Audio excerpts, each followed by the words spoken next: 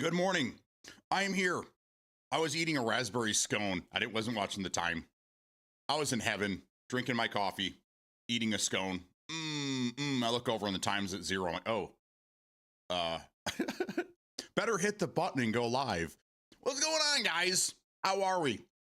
How is life? This beautiful Friday morning. It is starting to get cold over here. This is the time of the year that the depression starts to set in, knowing that fall is coming, and then inevitably the 9 months of winter we have here in Michigan. It sucks. I hate it. I hate it. I hate it. I hate it. It's 63 degrees. It was like 50 last night. We had our windows open, because it's summer. It's fucking summer, dude. And we were freezing. Freezing. Let's see. What's it going to get up to today? I think it's going to get up to maybe 80. Maybe. Yeah, something like that. Either way. Good morning to all. How are you? We have day 3, I think, of Gamescom, and it runs until Sunday. Bethesda is showcasing a bunch of shit today, supposedly, and I'm not sure what happens the rest of the weekend. But games, that's all I know. New games, a lot of DLC, a lot of stuff they're adding to games that are already out there. I'm seeing rumors of possible snow in Division 2, which I thought we had snow already. Maybe that was Division 1. I don't know. I don't remember now. They all start to blend in with each other. But either way, yesterday we showed off a handful of new games. There's a few that I'm excited about. I've been trying to keep track. I have a running list here. I always say I'm going to do this, but I'm doing it now. A running list of all the games that are coming out.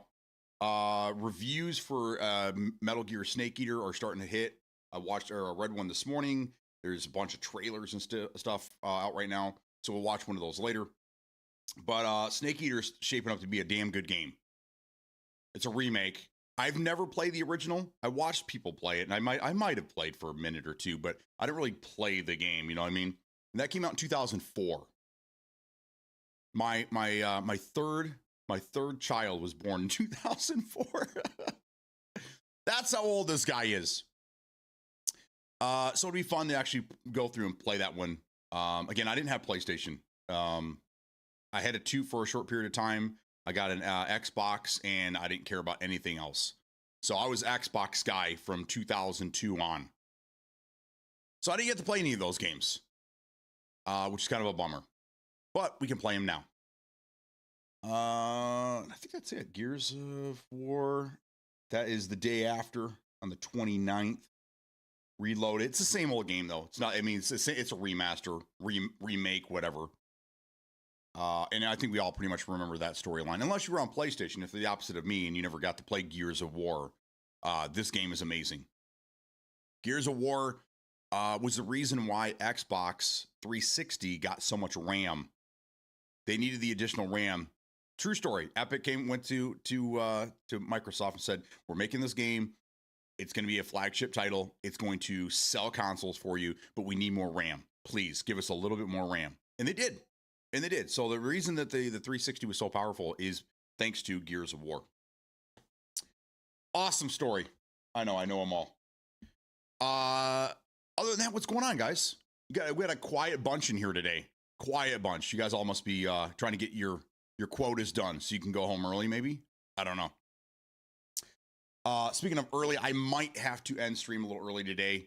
That's why we're kind of not playing games, and we haven't this week. I've been extremely busy in the afternoon. I've a million things I got to get done.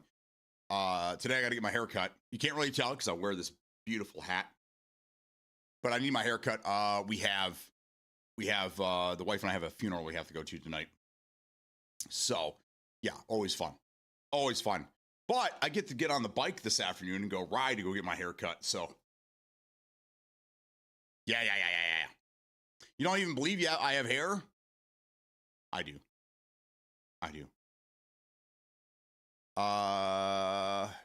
Smokey's sleepy. Did you stay up playing video games with Metal Josh last night?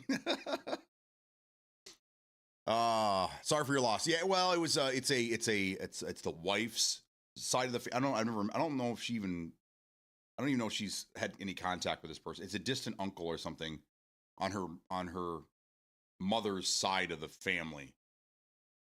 That's how it was sold to me. I don't know. I've never met the person either. I don't really know. But yeah, thank you. I'll pass that on. Appreciate you. But yeah, you can't. I mean, I can't go to I can't go to an event like that with my hair all a mess. I gotta look good. Gotta look spiffy. I am my wife's arm candy, you know? So I gotta play the part. I gotta play the part. Resident Evil 9 is taking all the awards at Gamescom. They give out awards for games that haven't released yet? That's crazy. Huh. Okay. Interesting. So not a loss, but not a particular win. No. We're gonna go pay our respects, and see we'll probably see some of the family definitely a lot of the family she knows, but probably some family I've never met before. So, and then afterwards we're gonna go out to dinner, have some fun, try to make the most of it. So far took best sound, best art design, and most anticipated game.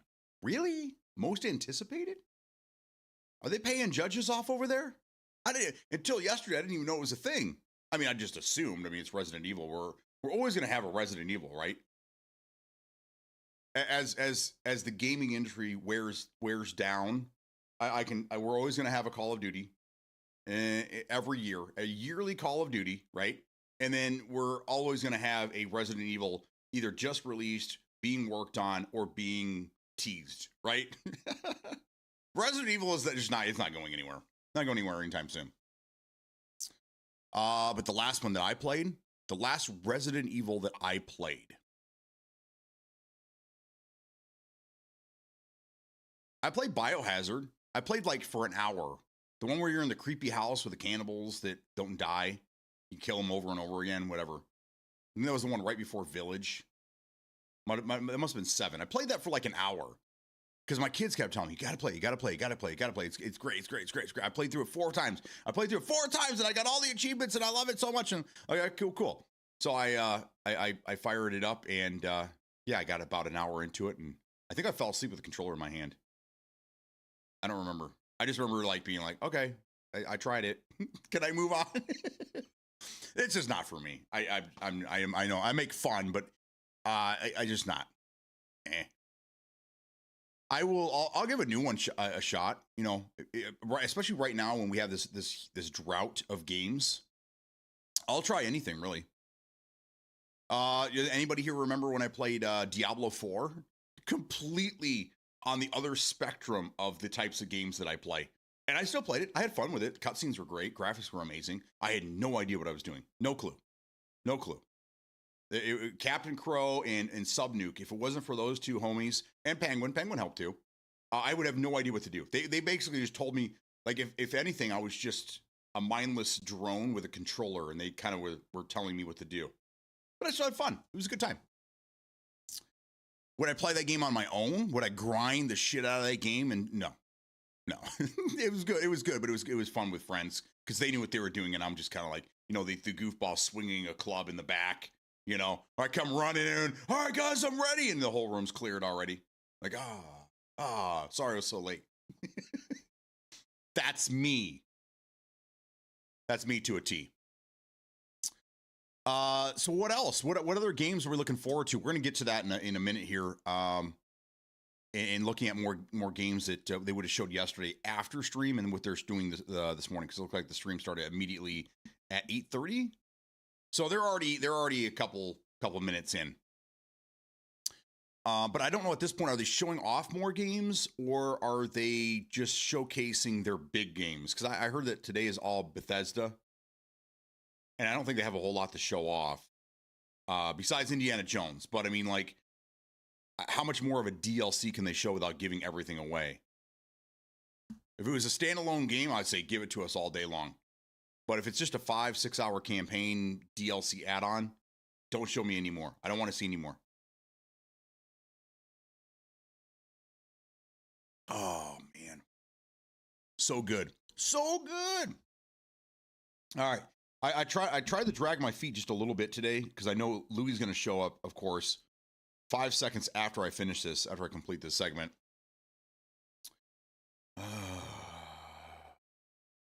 Waiting on my phone. Story of my life. I'm always waiting on my phone. I hate this thing.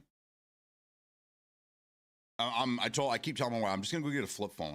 I'm tired of this thing. It never works. It just spins and spins and spins. Okay, here we go. Still spinning. What day is it? I'll tell you what day it is. Today's August 22nd. I think we're getting games today. I don't know. We'll see. Anyhow, today we celebrate Surgical Oncologist Day. Now, oncology is for cancer, I do believe.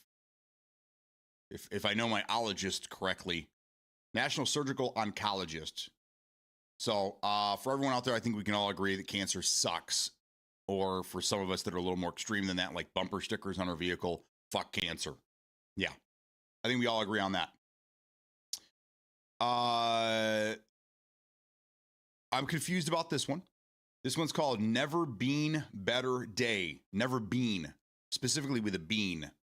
Okay. And now what you think? It has pictures of dogs. It's a never, instead of never been better, it's never been better. I don't know why. I don't know anything about it. Does anybody have any clue what that means? It's a mystery. Moving on, it's National Bayo Day. Now these are kind of like gyozas.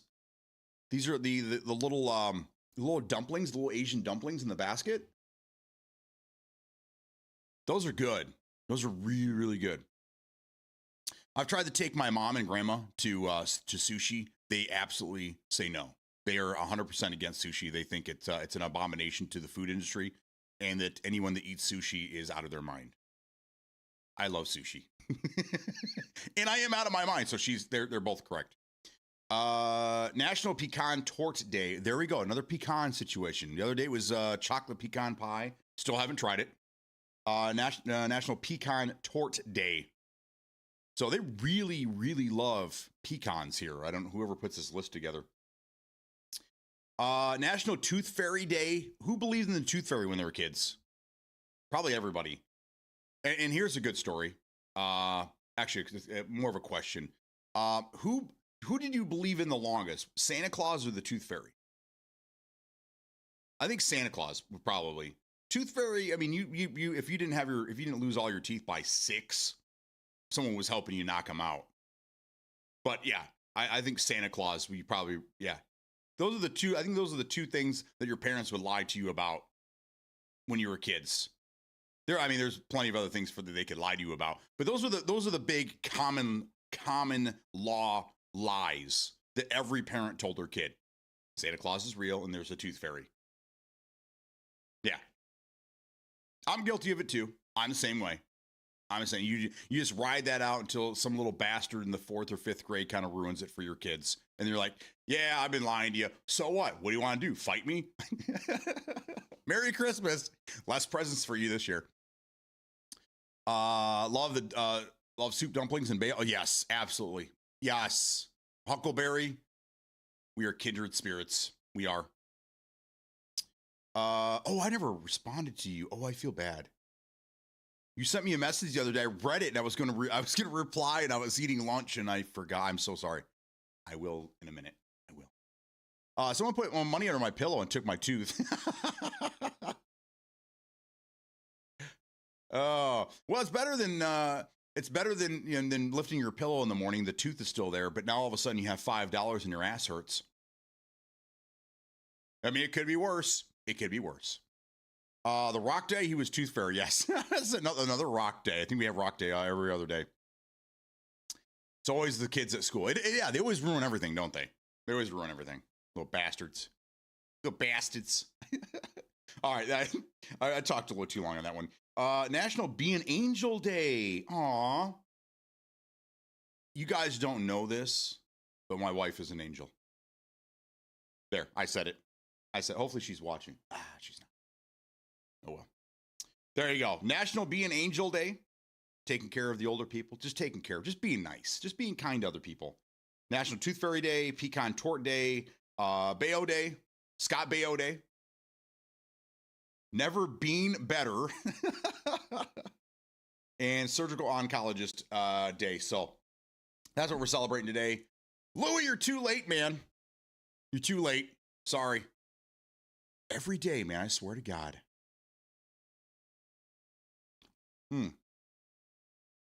Okay, that is over. We're moving on. Gamescom. So what happened between yesterday when I last spoke to you around noonish Eastern time, and right meow? What have they been showing off? I have a list in front of me here. I don't understand. They're showing off Doom: The Dark Ages. Is there a DLC for that or something? Like, I mean, that game literally came out. I hate the word literal, but I'm going to say it literally came out 2 months ago.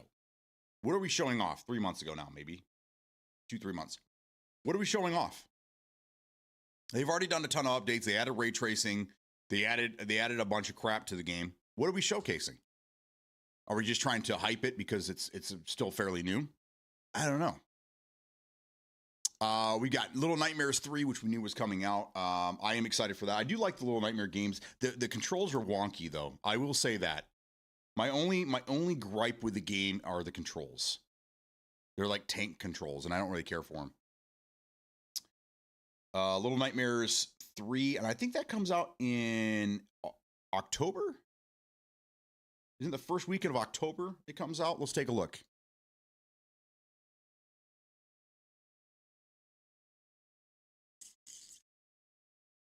Gamescom.global is where I'm at, and this website is garbage.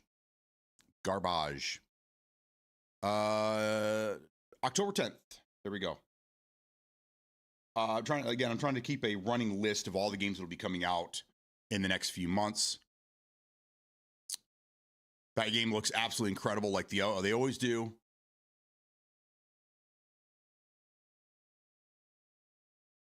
Yeah. Okay. So for Doom, it's just another advertisement. Nothing's new. Nothing's coming. It's still fairly fresh in people's minds, so they want to keep that there. So nothing new there. Okay. I'm not a Nintendo guy, so we probably won't be looking at much Nintendo stuff today. I haven't been a Nintendo guy since I was a kid. I think Nintendo are kind of for kids. I know, unpopular opinion. My kids have Switches and they don't get used, but all their PCs in the house, the consoles don't get used. The Switches don't get used. All the other gaming platforms don't get used. It's all PC in our house now. Crimson Desert. I thought I heard about this one. See, a lot of these are games that have already been out there. I'm looking for new games. Golf with Your Friends 2. Did anybody ever play the original Golf with Your Friends? The wife and I played it a couple times. Not too bad. I can see where that'd be a lot of fun, especially online, just chilling, having a good time. Couple drinks, and you're trying to shoot balls around. Yeah. Doom on ROG, showing that off. No, it looks like they're just trying to keep it fresh in people's minds. They're trying to get some last minute sales. There's nothing but awards this morning so far. Again, that's crazy. Why are they doing awards for games that aren't even released yet? The site does suck. That's why I've been watching the VODs and the Future Game Show. They did show off Pokemon X and Y, but I didn't bring that up. Yeah, I didn't bring that up either. We'll edit that in post. Firefighting Simulator. That looks interesting. So I think it was on IGN yesterday, and that seems to be the best. Because when you click on the games, it brings up the article they were talking about and immediately the video. So then I can show that off for you guys. So we're gonna stay on this. Website.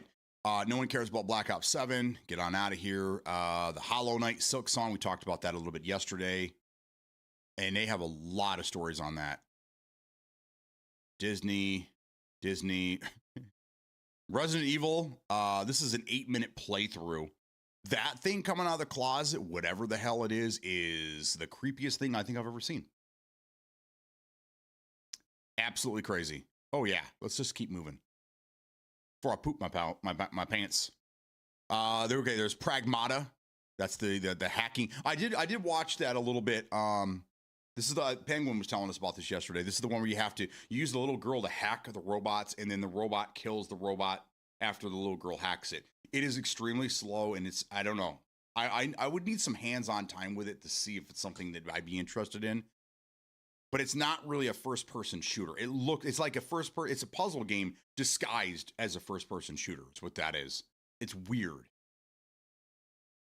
Gave me equivalent of participation trophies. Look at what these guys are working on. Great job, team. Yeah, I mean, can we give away awards for games that may or may not be released, like GTA 6? Let's give them an award for releasing a game in 2026 that's going to be capped at 30 frames. How about that? How about we go old school?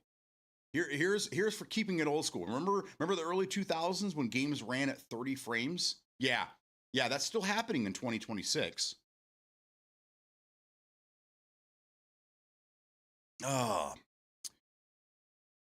Lego Voyagers. It doesn't look like there's anything new. Nothing has been announced since yesterday. What did they do with their time then? Mortal Kombat Legacy. I've been playing Mortal Kombat since the early 90s, so I'm It's one of those things, you know. Looks like they showed off a little bit more of the Outer Worlds. They got Pokemon Legends Z. For those that like fighting games, though, have you guys seen this Invincible Versus? Invincible is a really cool show. Start off as a comic book, graphic novel, I think is what they call those. From the guy that did The Walking Dead. Can't remember his name. Robert Kirkland, I think his name is. Anyhow, a great superhero show, graphic novel, whatever. Now he's getting his own game. And it looks pretty cool. Never really been into the fighting games. Mortal Kombat was an exception. When I was a kid, when I was a teenager, and they actually had arcades, I would go play Tekken, Mortal Kombat, Virtua Fighter. You know, those are the games. But now as an adult, and you know, even my kids didn't really play any of that. I've moved on. So,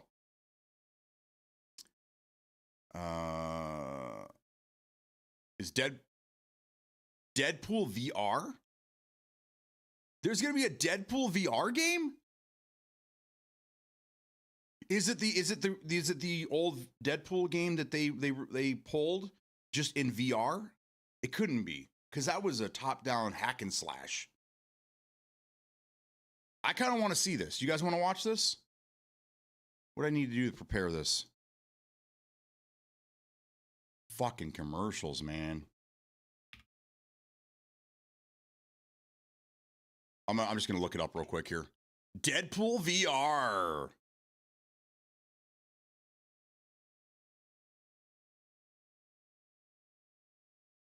That looks wild. Okay, here we go. You guys ready?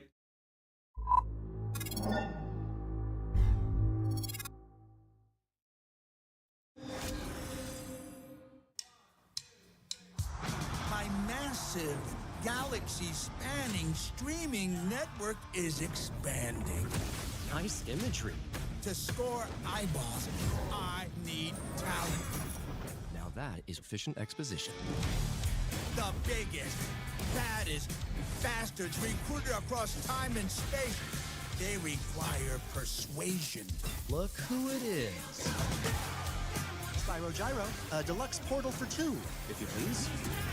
Adoring fans will be watching your every move. Fighting on a reality show to the cheers of trillions. Minimum effort! I have little tolerance for low ratings. OMG.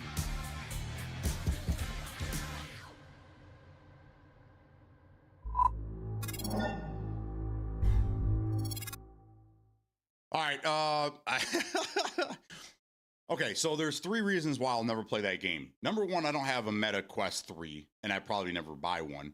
Number 2, it does look very nauseating, yes. And number 3, what is with the voice? I don't get that. They're going for like a broke-ass Ryan Reynolds.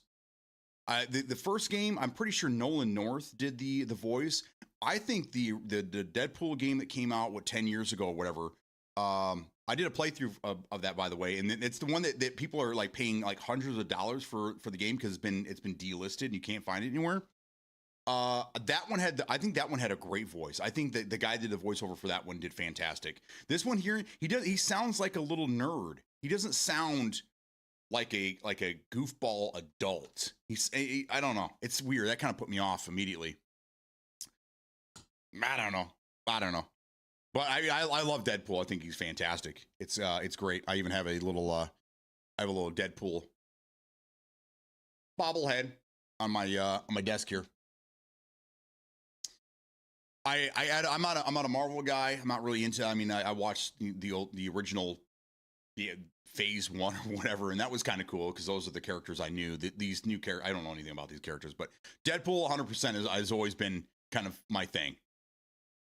Love Deadpool. I got to use the MetaQuest 3 the other day. That thing is crazy, in a good way or a bad way. Big Al Mac gave me the Quest 2. I think it's the Quest 2.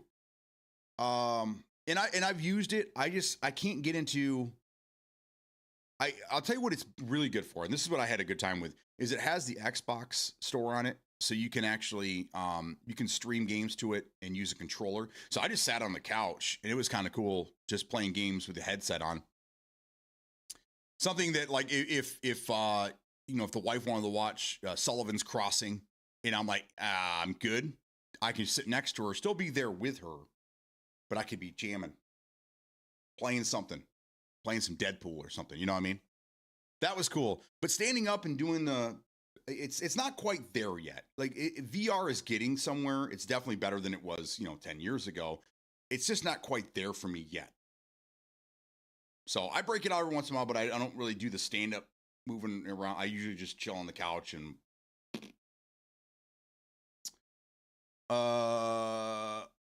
Mark Wahlberg football game.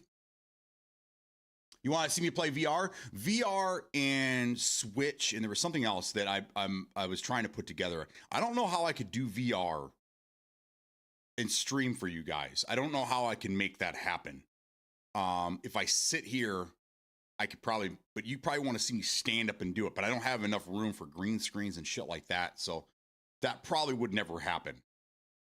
If I got a bigger budget, maybe, because I've always wanted to do that. Have a nice big green room with proper lighting and shit, and do funny stuff like that. I think it'd be great.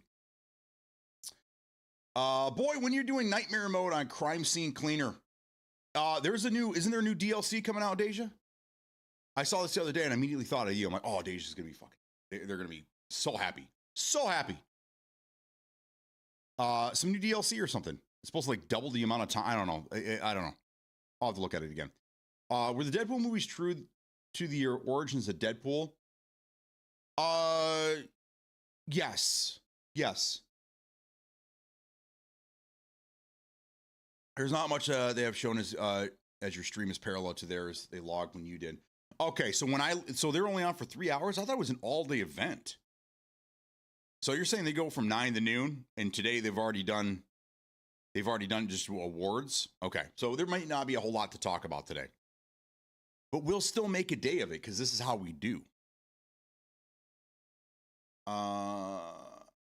In a good way, I just can't use it very long. My head starts to hurt. I got you. Now, I've seen some pretty apparently, like, the game to play on the newer quests or the newer headsets altogether is Batman VR. Apparently, that game is just awesome, like, incredible.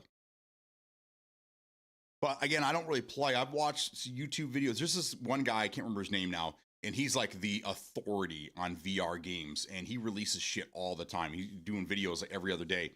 But I was watching him play Ready or Not VR, and it was a more intriguing way to play Ready or Not. Ready or Not's really boring to me. It's not. It's just basically Rainbow Six Siege PVE. There's no PvP, obviously. I didn't quite click with it. It was just kind of a snooze fest. But playing in VR is another story. That looks pretty interesting. So if they release a mod, which I think they will, and I think there is, it's an unofficial mod that makes it work. But if they do an official Ready or Not VR mod, which someone in here is going to be like, they're doing it right now. then maybe I would do that. Maybe I would play that, and I think that would change the way that the game is. It would take it from a snooze fest to, hey, this is kind of cool. It's kind of cool, man.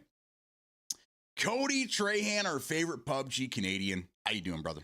How you doing, man? I saw you playing the Battlefield 6 open beta, which I was surprised because I thought that your Xbox only was set up to only play PUBG. I didn't know you could play other games on it. So I was pleasantly surprised to see you playing that. What do you think, man? Are you going to be playing that when it comes out? You going to be checking that out?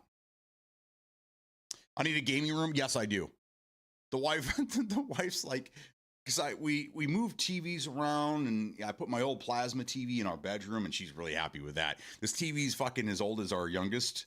It was made. The TV was made in 2009. It was a $3,000 plasma. Actually, I think it was like $3,500 plasma TV, Samsung plasma. This fucker is beautiful. It's only 1080p. I mean, it's 2009 technology, but man, does it look amazing. It looks fucking awesome. 4K looks crazy on it. It's great. But anyhow, we moved all this stuff around, and I was like, man, I could really use this room. I was helping my son move his stuff out. I was like, I could really use this room for my streaming stuff. And he's looking at me like, no. Maybe we could put you out in the shed and I can use this as my streaming room. That'd be great. There's a shooter game I purchased with the VR. I find taking people in the junk very satisfying. I'm glad you corrected it, but the way I write it is better. You find tasing people in the junk very absolutely. I feel I'm winging it with most of these games. Absolutely. That's hilarious. So moving forward, what else did I show yesterday, or what games did I miss yesterday you guys are interested in? Because I'm not really seeing anything new here. We did okay, so I showed you Halloween yesterday, and we were talking about if it's going to be one of those 4 or 5v1 or 1v5, whatever, it's probably Doom. Well, the multiplayer version I saw yesterday, we got some more context. I did put it in Discord for you guys, so I'm going to put this here for you. For those that are not in Discord, you need to be there. They did confirm that the multiplayer is that linear or asymmetrical or whatever the fuck they call it. 1v4, 1v5. And then the single player, we were talking about that, discussing it. It is what I think it is. You get to play as Michael Myers going around killing people in the solo campaign mode. Instant buy. I probably won't play the 1v5 nonsense because I just don't really care for that. But playing as Michael Myers, where's Metal Josh at? He's not here, son of a bitch. Playing as Michael Myers going around murdering people in creative, fun ways. Sign me up. Sign me up, man. Especially with that music playing in the background. I'm in. So we've got Halloween. We don't have a release day for that, do we?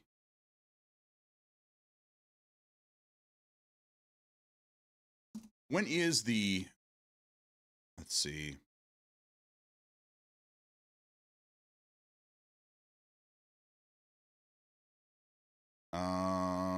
Oh, it's next year. It's 2026. I was hoping this was coming out for Halloween.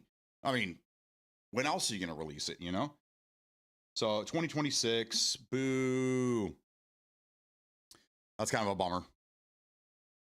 Murder Things, that's right. I love to murder things. I mean, that's why I play Hitman religiously. All right, let's move on down the line here. We've got Crimson Desert. This is just more, because I think Crimson Desert has been out for a while. I could be wrong. The Blood of Dawn Walker. It's an RPG. Ghosts of Yotai. Oh, it's a DLC. See, it's a lot of DLC. Another Black Myth game. Indiana Jones is going to Switch next year sometime. Silent Hill F, and then they're talking movies and TV shows. Of course, they had to talk about Fallout. They're advertising the hell out of this. Everywhere you look, you're going to see Fallout Season 2 related advertising, websites, TV, streaming, everywhere. They're really trying to sell this. And that comes out on December 17th. First season was pretty good. We can all agree that Walton Goggins is the heart and soul of the show. The wife and I started watching a show called Justified with Timothy Oliphant. Love the guy. Never watched the show. At the time, I think I was pretty big into like SOA and some other stuff that was going on. It kind of feels like an SOA show. Really good. I like it. It's like what Texas Ranger should have been. That's that's what it should have been. But anyhow, Walton Goggins as his frenemy in the show. The guy's a great actor. He's fantastic. He's great in everything he's in. But yeah, absolutely. There he is there. Oh my God. What a good looking guy. Anyhow, moving on. Elden Ring on the Switch 2. Oh, wow. This is the headline. Elden Ring on Switch 2 is a disaster. That's not good. Borderlands 4 has the weirdest weapons you'll ever see. That's par of the course. It's Borderlands. It's supposed to be like that. Ninja Gaiden 4, Psychonauts 2? Huh. That's another game. More Overwatch. Did anybody play Overwatch 2? I thought Overwatch 2 went under when Marvel Rivals came out. I thought that the game pretty much died out. But it looks like they're coming out with new DLC in season 18, for fuck's sake. Okay. Where are all these new games at, man? Warhammer. Lords of the Fallen. Bloodlines 2, The Masquerade. We showed this off yesterday. There's a lot of irritation in the industry and from the community, their community, because apparently they're putting certain classes or what is it? I think they're like classes, clans. 2 clans are locked behind DLC, and people are pissed about that. This kind of goes back to in the mid 2000s when games were on disc. Most games were on disc. You know, remember those things? Those round things you put in your console to play games. Yeah, we don't see those anymore. But when games were coming out with everything on the disc, but then they charge you DLC to unlock what was already on your disc. You guys remember that? There's this big this class action lawsuit against certain companies. That it was a predator practice to sell something to somebody. They own it. They purchased the disc and it has that content on it, but then charging them to unlock what was already on the disc that you own. And I think they ruled in favor of the people and not the developers. So then they had to stop doing that. DLC had to be DLC that was actually downloaded, purchased and downloaded. It couldn't be on the physical media itself. But that kind of reminds me of that, where here's the game, but if you want to play the full game, you have to pay us $9.99 to unlock these things or whatever. So there's some pushback. The game's not even out yet. I don't think it comes out until this winter, and people are already pissed. Okay. Project Spectrum. See, that looks interesting. Let's see.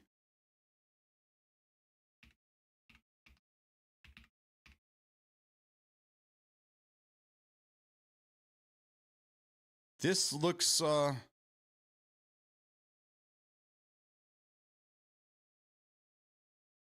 pretty interesting. We have the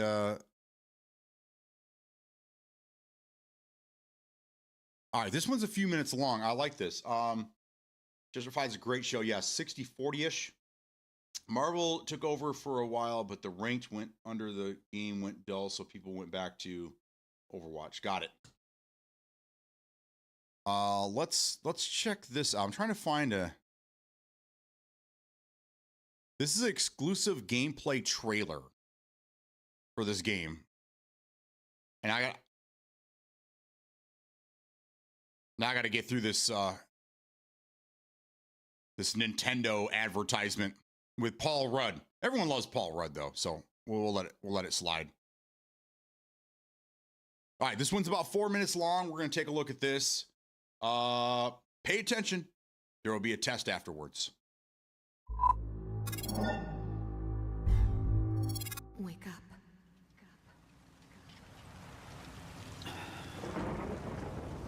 That mission's not done yet. Stay sharp. Keep track of the target.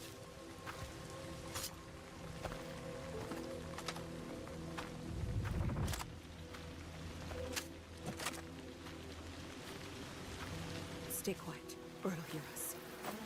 Where is it?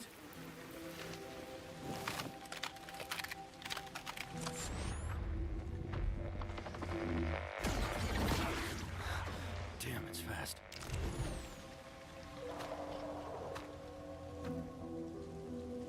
Approaching Nightfall Manor. Stick to the plan. Stay on comms. Copy that. Moving out.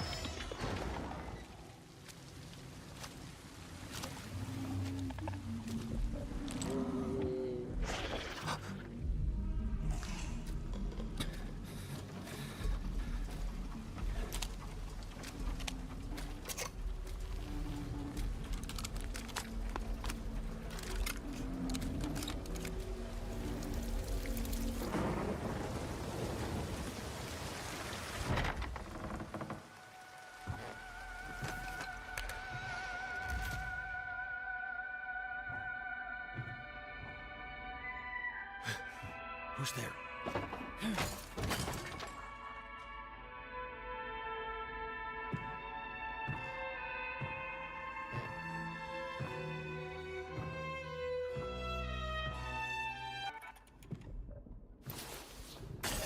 We're under attack! Damn it. Shit. Hang in there, man.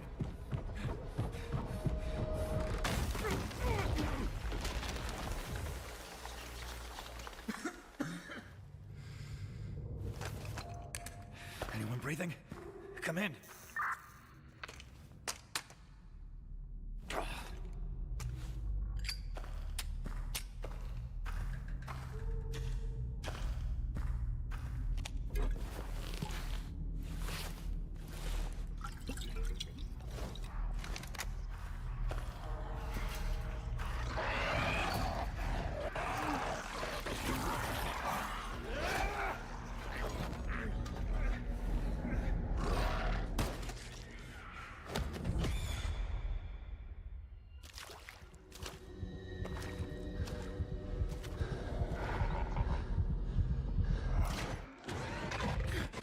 Shit! You gotta be kidding!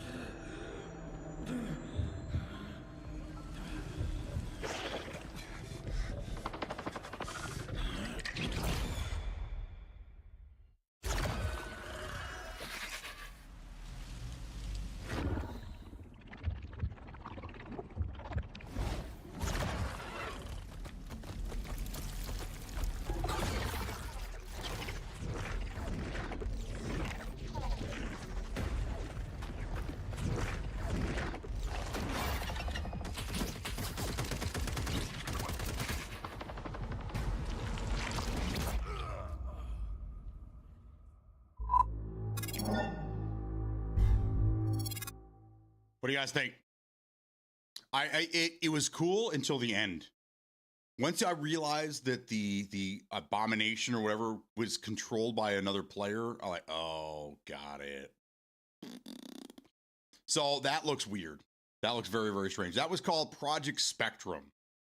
I don't know. I don't know. I mean, it was all right.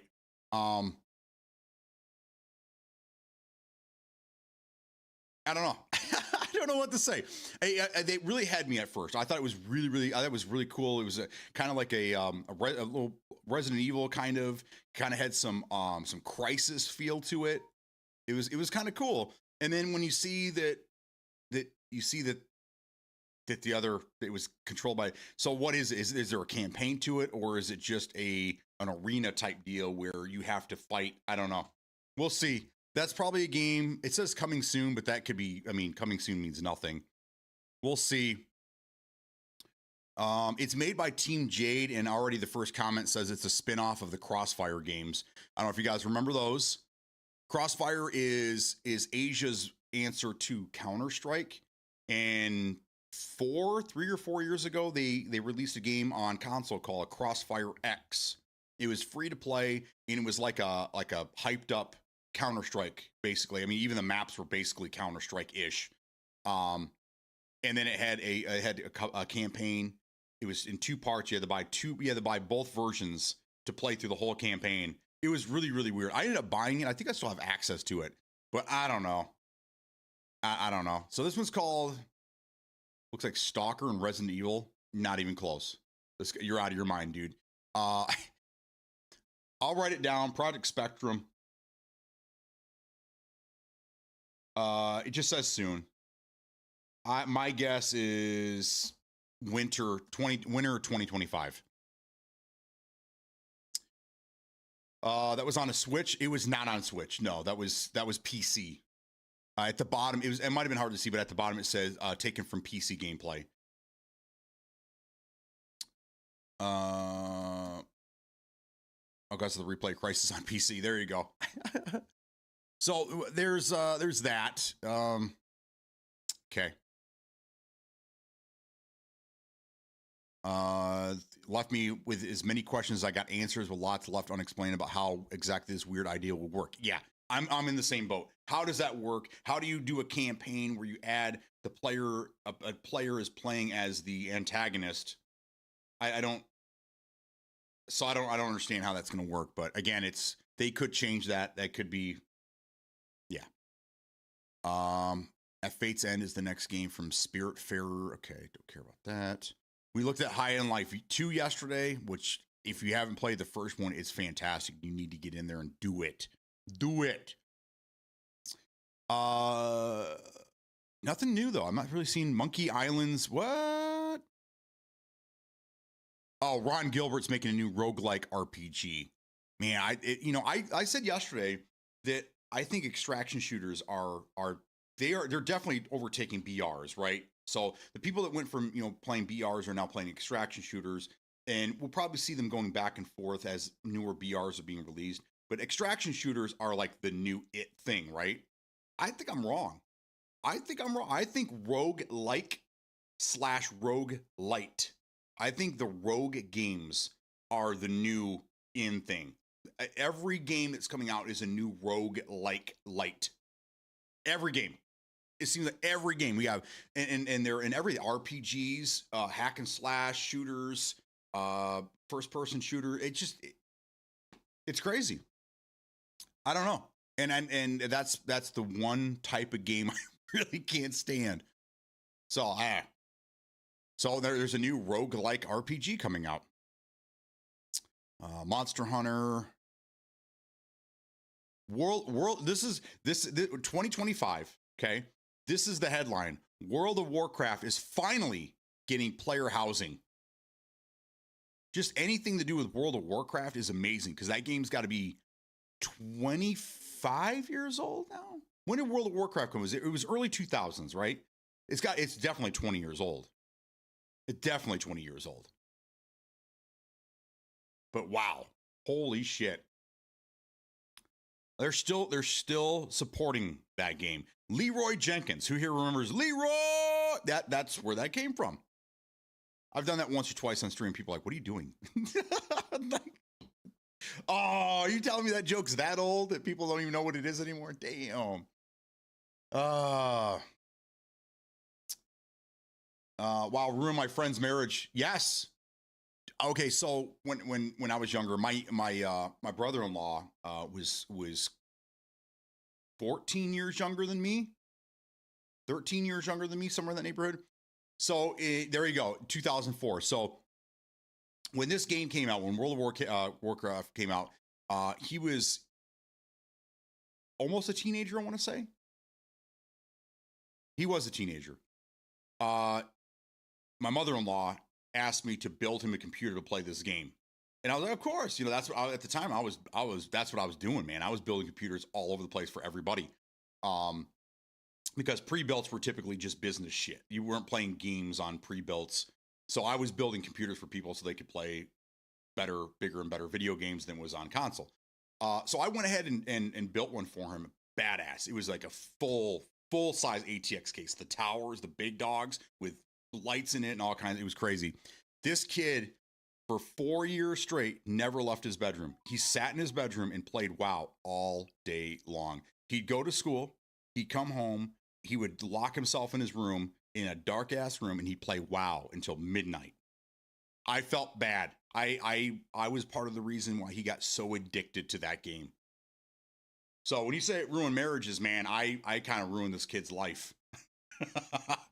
Yeah, it was bad. I mean, he eventually was able to break the cycle and he move on and, you know, go to college and you know, and lead a normal life. But I was a little worried there for a minute because we'd go over there for family events. He wouldn't come out of his room. Anyhow, if you wanted to make your own game, what engine would you use?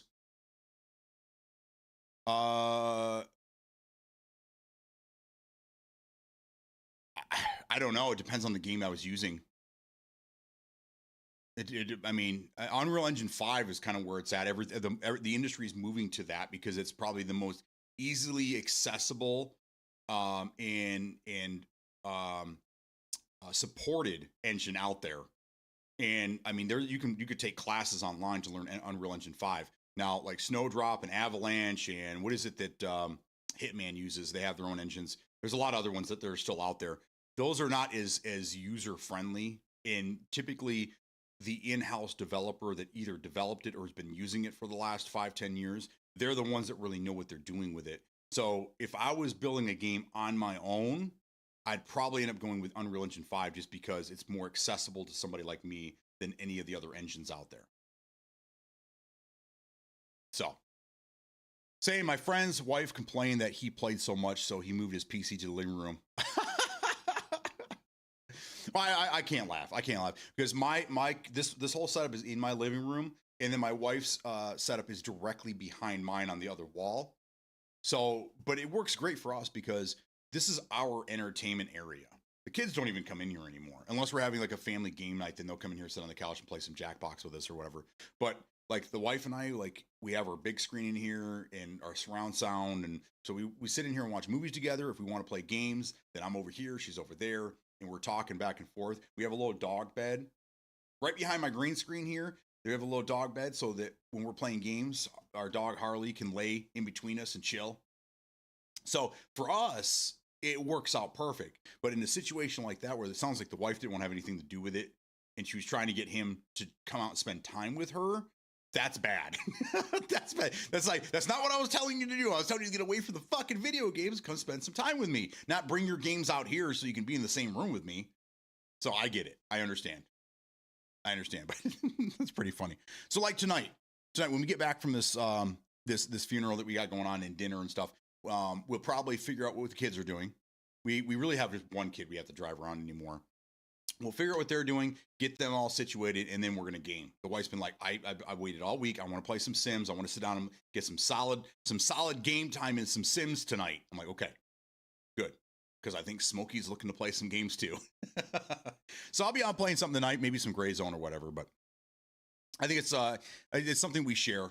It's nice. It's like we can both hang out together, talk shit, and play our own games, and it's a good time. But she told me I still owe her some Stardew Valley time. There is co-op in that. She's been trying to get me to play that for a long time. So we'll see. Maybe she'll get me to do that tonight. We'll see. Next, moving on.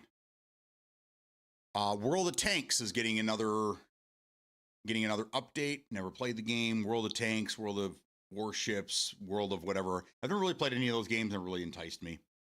Even in games where there are tanks like Battlefield and like Hell Let Loose, you guys, I think most of you guys saw what happened when I tried to get into a tank and learn how to play as a tank guy, you know, whatever.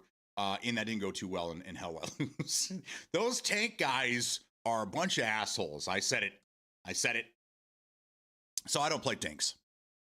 Battlestar Galactica. Oh, and guess what? It's a roguelike game. Next. We looked at Bubsy 3D, which is called Bubsy 4D. We looked at that yesterday. Most people aren't going to know who the fuck Bubsy is.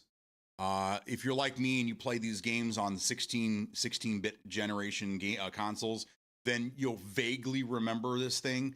But the last game that we had from them, which was on Saturn or maybe it was PlayStation, I don't remember, was an abomination. Called I think it was like one of the worst games ever. Which ET still takes that title, but one of the worst games ever made. So I don't know why they decided to bring this franchise back after 30 years, but good luck. And then I showed this one off yesterday. This was actually very surprising. Oh, and it says the same thing I said yesterday. It's called Den Shattuck. It was the one that looked like Jet Set Radio or Jet Grind Radio, depending on where you lived in the world when it was released. But with trains. It's really weird. Like, this is typical like Japanese crazy off the wall stuff that you'd expect. So it's kind of like Tony Hawk and Jet Grind Radio. It's wild. It's just a train in different environments doing flips and jumps and landing back on the tracks, and it was pretty cool. It was pretty cool. That I'll be paying attention to. I don't think I wrote that one down. Den Shattuck. And no, there's no time frame on that, just soon. Little Nightmares, we've seen that. Okay, so this is the other one that I wanted to watch. Valor, it's called Valor Mortis. It's hard to find a really good scary horror game. Which just reminded me, does anybody remember the game during the Steam Gamescom beginning of the year? There was a survival horror game that was kind of like it was like a body cam game where we went to this house in the woods because we're looking for our brother. This is kind of fitting. Our brother had left us a message saying that he was in trouble and this and that. We get in the house, doors are closing, we're following around, and we get in the basement and we're trying to open a door, and then we get hit in the side of the head and we get knocked out, kind of like some Blair Witch Project stuff. I don't remember the name of that game, but I hope it still eventually comes out. And maybe it shadow dropped at some point, but I was really interested in that game. It was so creepy. Okay, so what kind of game? It's a first-person action adventure.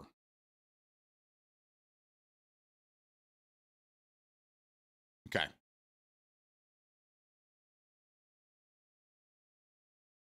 There you go. Okay, so this is called Valor Mortis.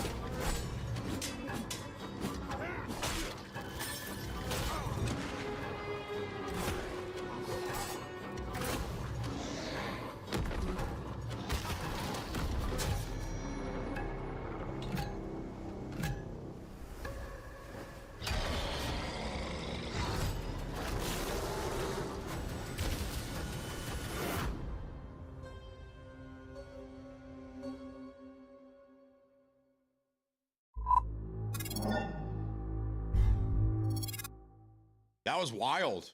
That was kind of cool.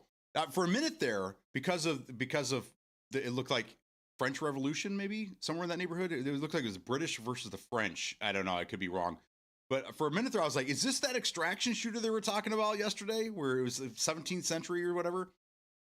But it's not. It's not that game. But that was weird, man.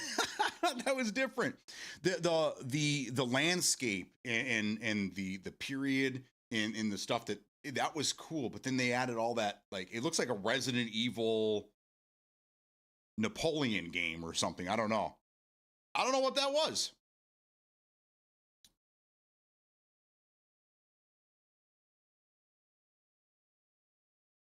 Let's see. You heard your name across the garage. Oh, just saying that tonight will be the wife and I'll be gaming in our gaming room here. It's our living room, but it's basically our gaming room. This is what we do. This is our entertainment hub. We come in here to watch movies, shows, and play our games. No one ever comes in this room. No one. The kids never. They have their own stuff in their own rooms, and they don't ever come in here. We try to get them to watch movies with us. Not gonna do it. We try to get them to watch shows with us. Nah, I'm good. But if we ever say, hey, we're going to play some Jackbox, they're all right in here. It's a family favorite. Ink and Skin played some Delta Force last night with Metal Josh and his brother. Were you guys all on console? Or are you guys trying out the controller settings or the controller support on PC? How did it go? I forgot to ask Metal about that as well, so maybe Ink can tell us. Stardew Valley, yuck. I'm not a fan of it. My wife loves it. It's her thing. She loves Stardew Valley and The Sims. And then there's another game called Coral Island that she's been kind of playing, which is kind of a simulation. Well, it's kind of a game between both of them. I don't know. It's so those are her games. That's what she loves to play. But she's been playing Sims since she was a kid. So that's her jam. Fractured Mind. Is that the name of the game? Is that what we're looking for? I have it on whatever the game was.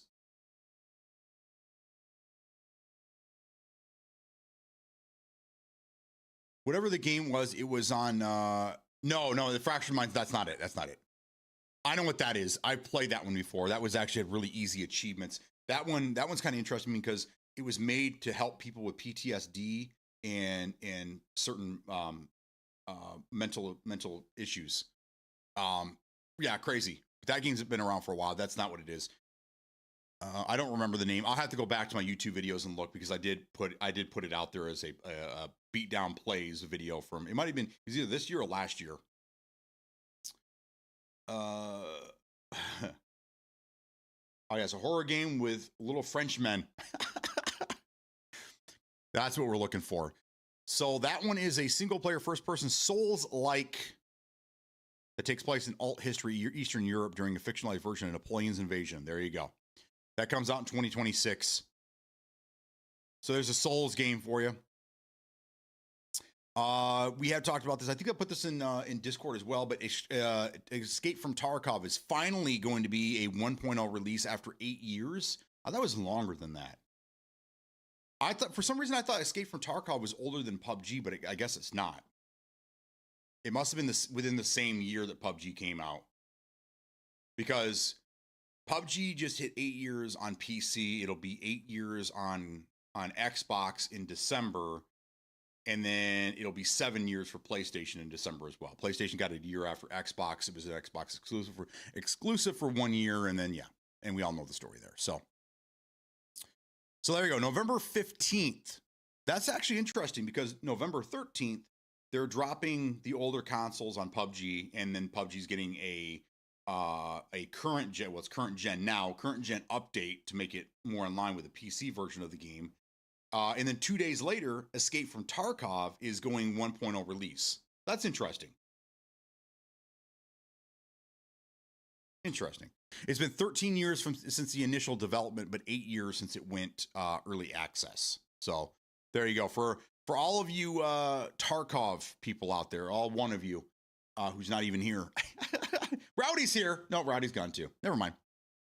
You get your 1.0 release in November. So what do you guys think? What do you guys think?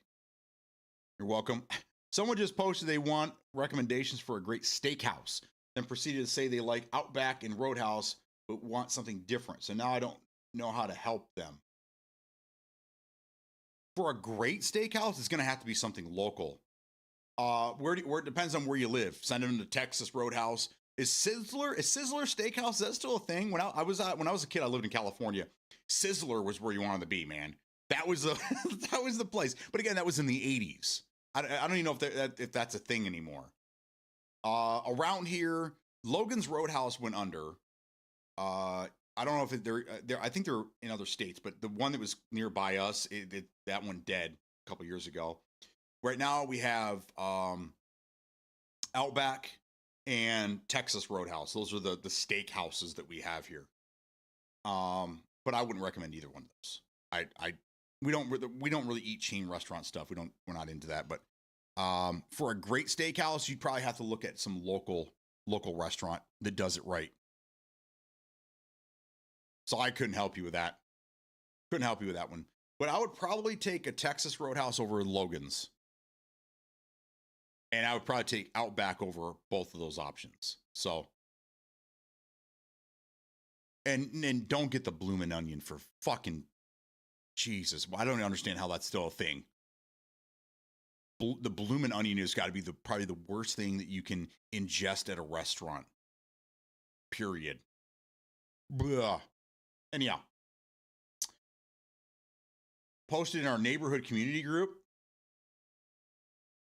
Hey, I play Tarkov. Do you play Tarkov? I thought you only played it a couple times in Metal, and you're like, do you like Tarkov? Are you a fan? Are you a fan of the game? I have recommendations, but if Outback is their taste for a great steakhouse, then I'm afraid my recommendation may be above their palate. Yeah, exactly. Exactly. I can't recommend any of that. Yeah. So the wife and I, when we go out and we do things together, we typically go to different restaurants. We try new things. We try to stay away from those places though. Applebee's is everywhere, and Applebee's got to have, I think, the worst food ever. I mean, Applebee's is like a step above McDonald's. Applebee's doesn't even need to seat you. If they just had a drive-through, it'd be a better McDonald's probably. But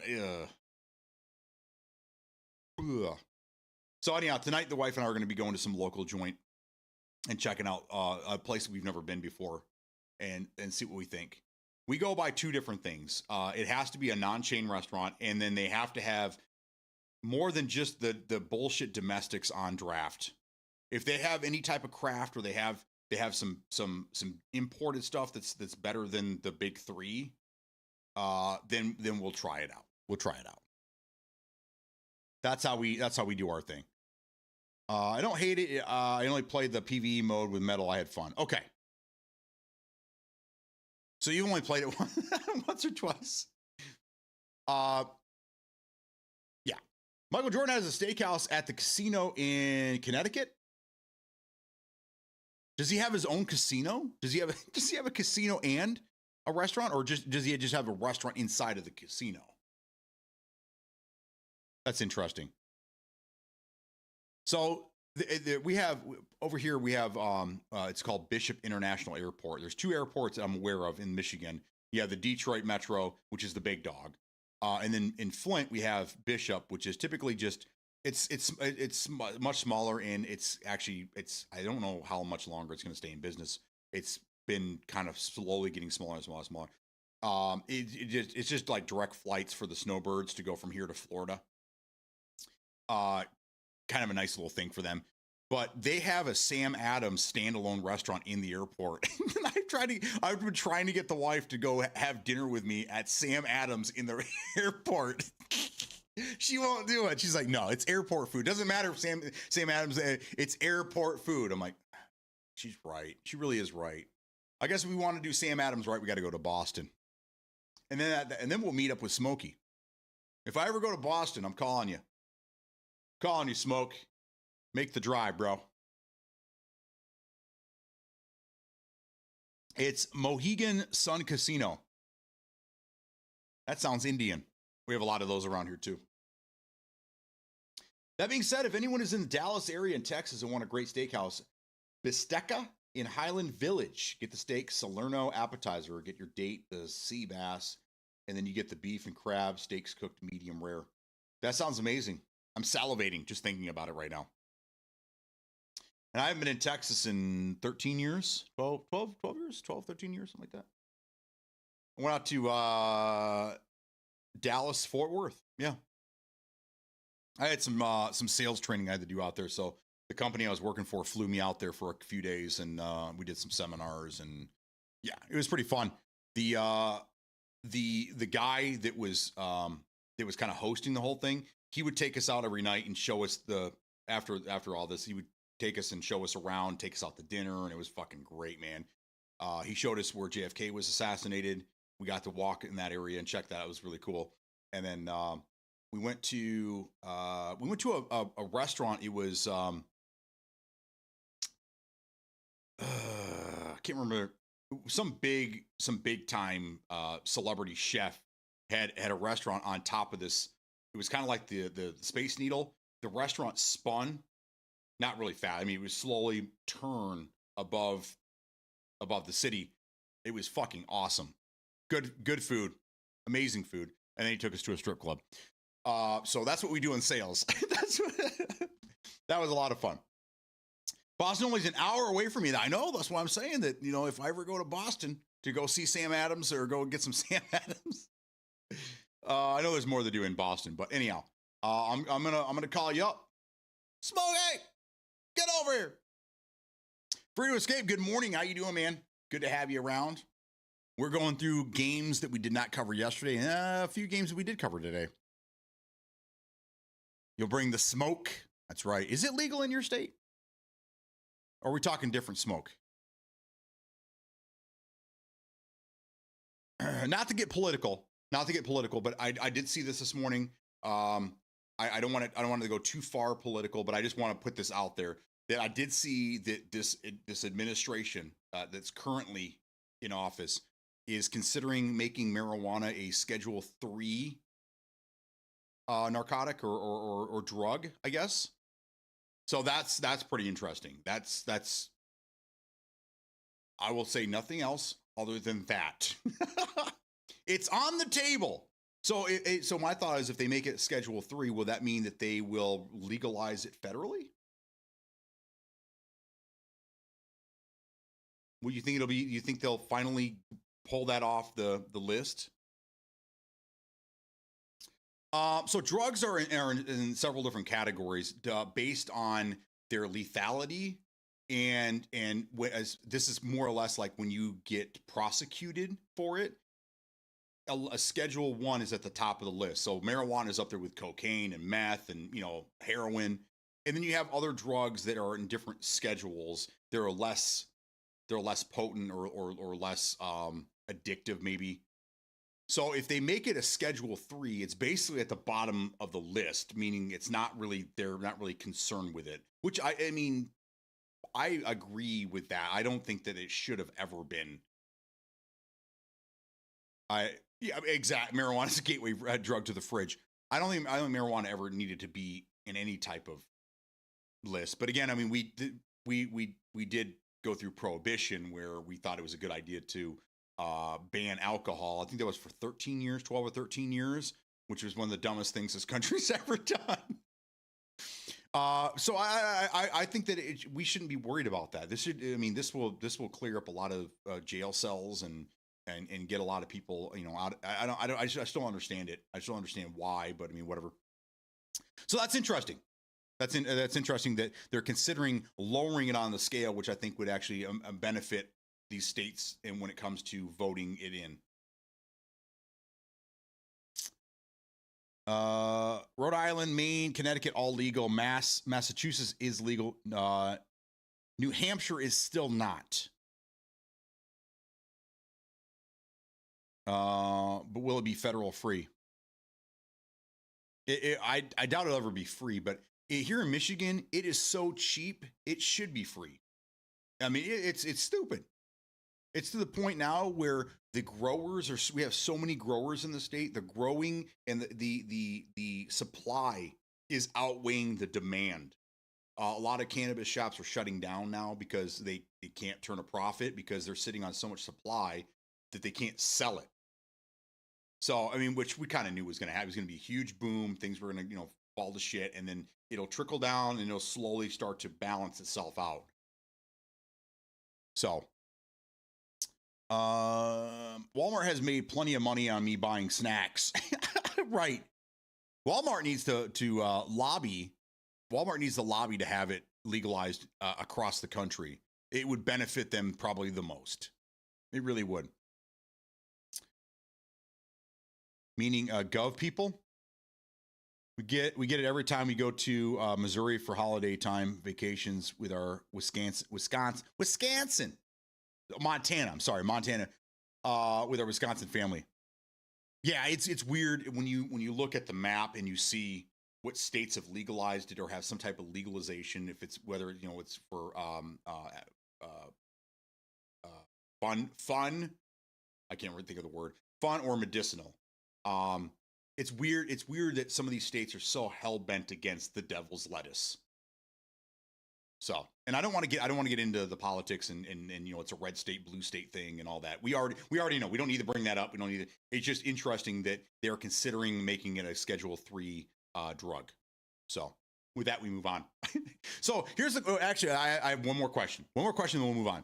If they do make marijuana a Schedule 3 drug, does that mean that this guy's got to change his game to Schedule 3? There you go. I'll let you think about that one for a little bit. Now, any other games that we need to talk about? We talked about Toxic Commander yesterday. That game, that's the one after all the talking that we did yesterday.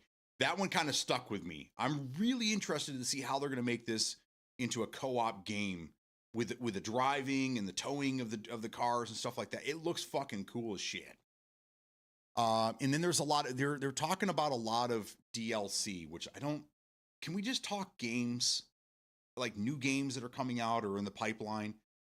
I think when they add DLC and seasonal shit to these game programs, it just muddles everything up. There's just too much shit at that point.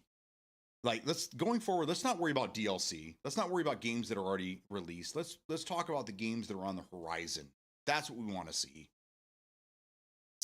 That's what we want to see. I love earning reward points for buying weed now. Yes, there's never been a better loyalty program. Because I think most of you guys, when it was illegal, were pretty loyal to your dealers. So it is the ultimate loyalty program, being able to get points to redeem for free weed at the end of the month or whatever. Never in my lifetime. Never in my lifetime did I think that number one, the fireworks were going to be legal in my state and marijuana would be legal across the country. And we're seeing it. We're seeing it. Chronos, it's a shooter. He said, you have $10 off today. Cash me in, baby. That's right. $10. I'm going to spend $100 then. That's kind of how it goes. Chronos, huh? Isn't that the cheating platform you knew? Chronos. Oh, a new breed of horror. Okay. All right. So this is coming out on everything because even Nintendo is showing it off. This is 210 to 12. Okay, we're going to use this one here. Dude, every advertisement on YouTube right now is for Switch.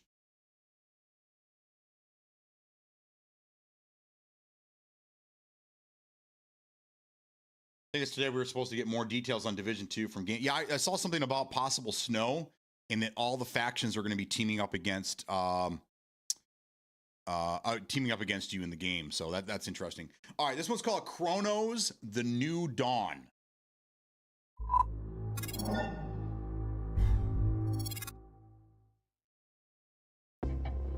Focus your attention. What do you see? Giant. Sleeping. Again. Animals. Fighting. Again.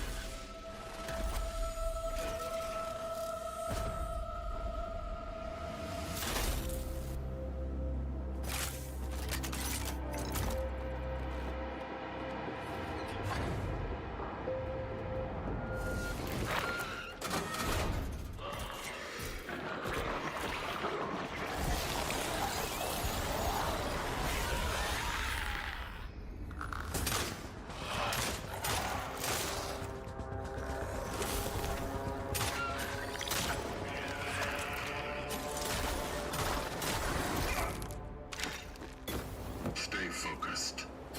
Stay cautious. Such is our calling.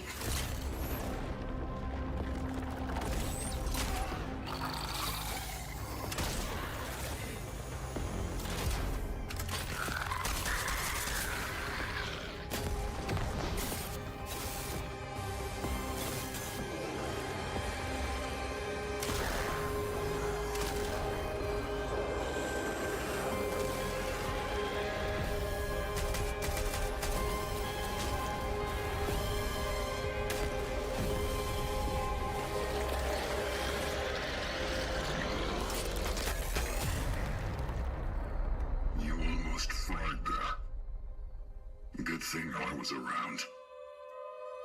Traveler.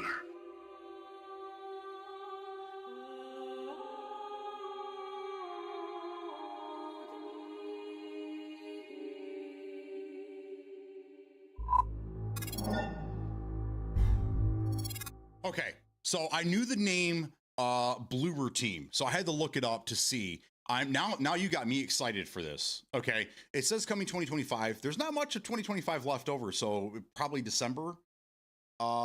It looks wild, and then here's the reason why. Here's some of the other games that this company has made. This is their most recent one, but Silent Hill 2, the remake. Okay. Layers of Fear. Has anyone ever played that game? I know they have a second one that came out. I played this on Game Pass because it was a Game Pass game that had some achievements on it. It was a painting game. It was really weird. That was pretty cool. The game that I'm really thinking of though is Medium. Has anybody played the game called The Medium? This came out again 2 or 3 years ago on Game Pass. I played on the Series X. It was really, really, really hard on the console. I remember my console screaming, but it had amazing graphics. You switched between 2 different characters that were the same. One had white hair and the other one had black hair. And then when you changed, it would change the scenery in the game. So to get around certain things, you had to switch to the other character that took place like earlier in time. And it was crazy, but I'll try to give you the graphic there. This is the game right here, The Medium. And that was crazy. They also did a game called The Observer, Blair Witch. I don't know if you guys ever played that one. That was a little weird too. And then the Layers of Fear too. So this company has all of their games, it seems like, the ones at least they have on their website, are all this type of game, and they seem to be getting better and better at it. So yeah, now I understand why you guys are so interested in this, especially Inc., because I know that you really enjoyed Silent Hill Remake. Now it makes sense. Got it. So that's that'll be interesting sometime this year. So we'll see when that happens. Ricky James, thank you for the resubby. I don't know why alerts have been fucking weird the last couple days. I don't get it. Don't get it at all, man. Laz, good morning. How you doing? Yeah, I got 2 more games names for you. Whether you guys will like them, I don't know. Sugma Buttered Sausage. Let's look that one up. When does that one come out? Anyone have any idea? Yeah, 2 plays. Boom. Oh, I'm good, man. I am good. I'm really good. It'd be really good if we can get some good games out here this year. God's Death and Reapers. Boy, we know what kind of shit you like, huh? God's Death and Reapers. Oh, it's one game. It's God's God's Death and Reapers. Got it. Okay. Okay. All right. All right. I can get into this. This is a reveal trailer.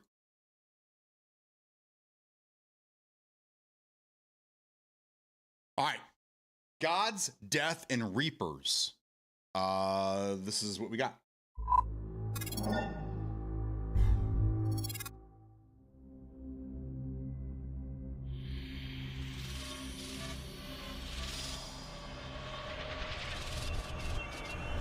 You are dead. Not what you imagined, I'm sure.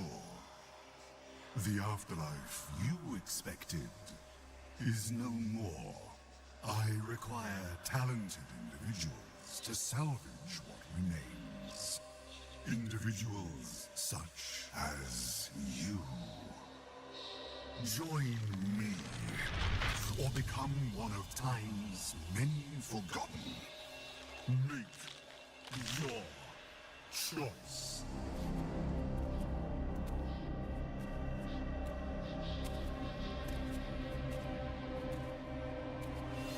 Good.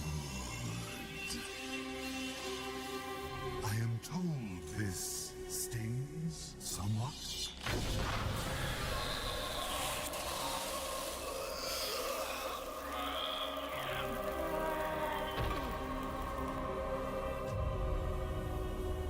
We have a lot of work ahead of us.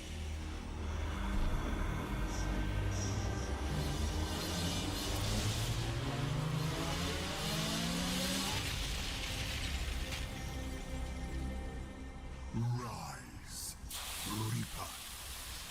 Prepare yourself. Your initiation begins now.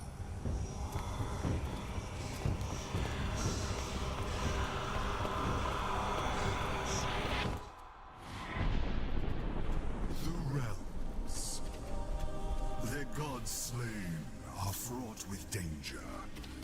For you, of course. Loot as you please. Strip these dying realms bare. The denizens of this realm have not taken kindly to their god's demise. They struggle in vain, gripping onto what remains, unaware that their time has already passed. I care not what you do to each other, so long as you return with your and my mission accomplished. You are Legion, an instrument of a larger plan to rebuild my domain. Your sanctuary will become a new afterlife. What we build now will restore the balance, restore order.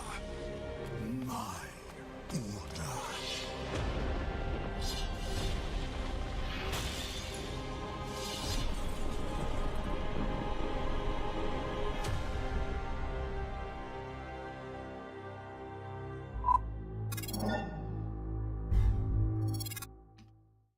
All right, so that looked like a PvP extraction Diablo. As soon as the cutscene ended, and I was like, "Oh, this is Diablo," and then they're talking about you can play against other people, so we got PvP, and then extract to get your loot. So there you go. It's a PvP extraction Diablo. That's interesting. Graphics look great. Those games always have really good graphics, but. Again, it may not be something everyone is interested in, but very interesting. It is, and just like I was saying earlier, this is another extraction roguelite, and extraction games are all being worked into every genre of games at this point. Pretty wild. When he was in the cutscene though, when he had that guy who said, "Oh, this stings," and he had that thing kind of like on his back. I was getting some serious Dante's Inferno vibes. And I was like, oh, this might be kind of cool. And then he went through the glass and it turned into Diablo. And I was like, oh, never mind. Never mind. But there you go. I mean, that's that some of you guys in this community, you Subnuke, yeah, there's a handful of you guys that are really going to enjoy this type of game. So good. I'm glad. It'll be interesting to see how they work PvP and extraction into the game. So there you go. That's the last one that piqued my interest. I do need to show you this though. We've been talking about it, and they finally released a trailer yesterday after my stream ended. So we're gonna do that now.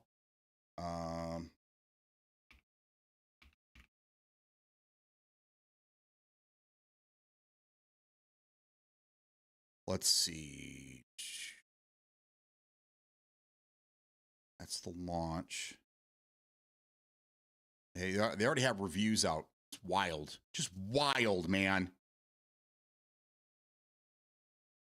All right. This is coming from a PlayStation's website. Hopefully it's actually PC gameplay that we're going to see and not the PlayStation's. But this is the launch trailer, so we'll see here.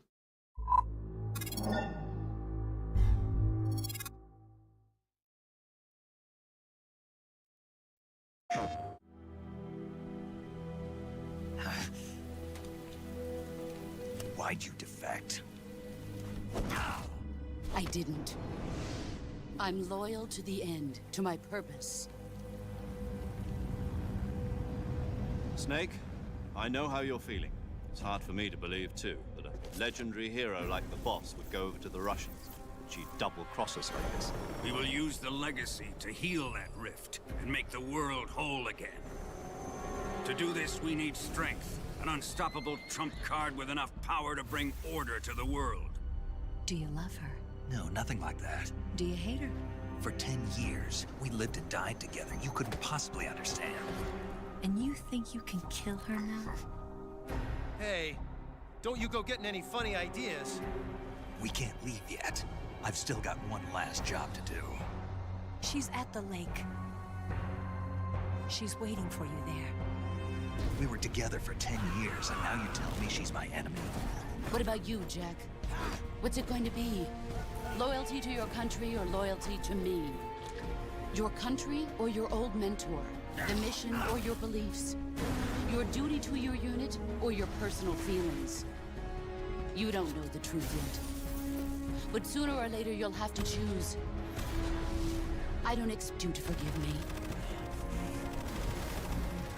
You've got to do it, Snake. She's your enemy and your objective.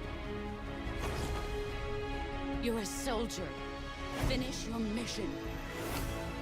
Prove your loyalty. I've been waiting, Snake. Waiting for your birth, your growth, and the finality of today.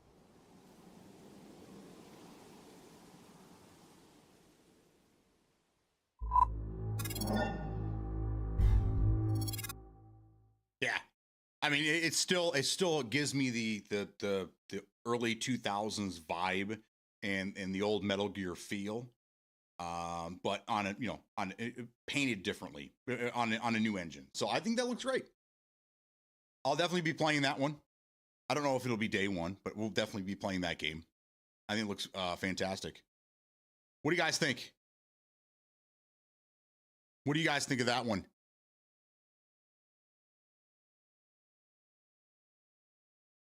What is this one? Let's see. So there are more games that are being shown that we're not seeing right now. This one, I'm not really interested in it, but I think we got to show it off. This is a trailer from 2 days ago.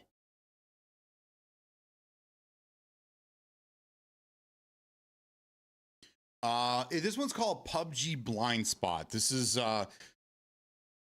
they're trying to keep the PUBG franchise, and they're trying to spin it in a bunch of different directions. So this is one of the games that they're going to release under the PUBG name. So we'll see.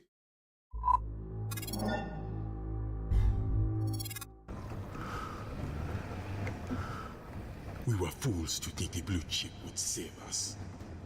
It was all a lie. Today, the lies end. Apex, what's your status? We're here. The crypt is armed. This place, they call it the crypt, and we're here to destroy it once and for all. Apex, you just don't get it, do you? The blue chip protects us. Protects us? You mean controls us? Oh, don't be such a cynic. Come on, let's talk this out. You and me. No one has to die today. Talk's over. We're coming in. This is your final warning. Stand down. Team, on my mark. 3, 2, 1. Need backup. Drill cam up.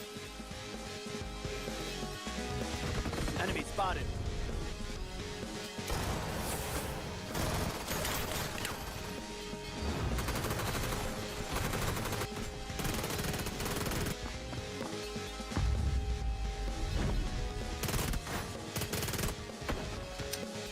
Blue zone out.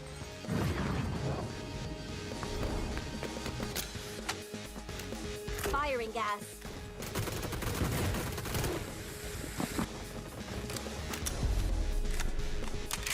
Sticky out. Sticky bomb deployed.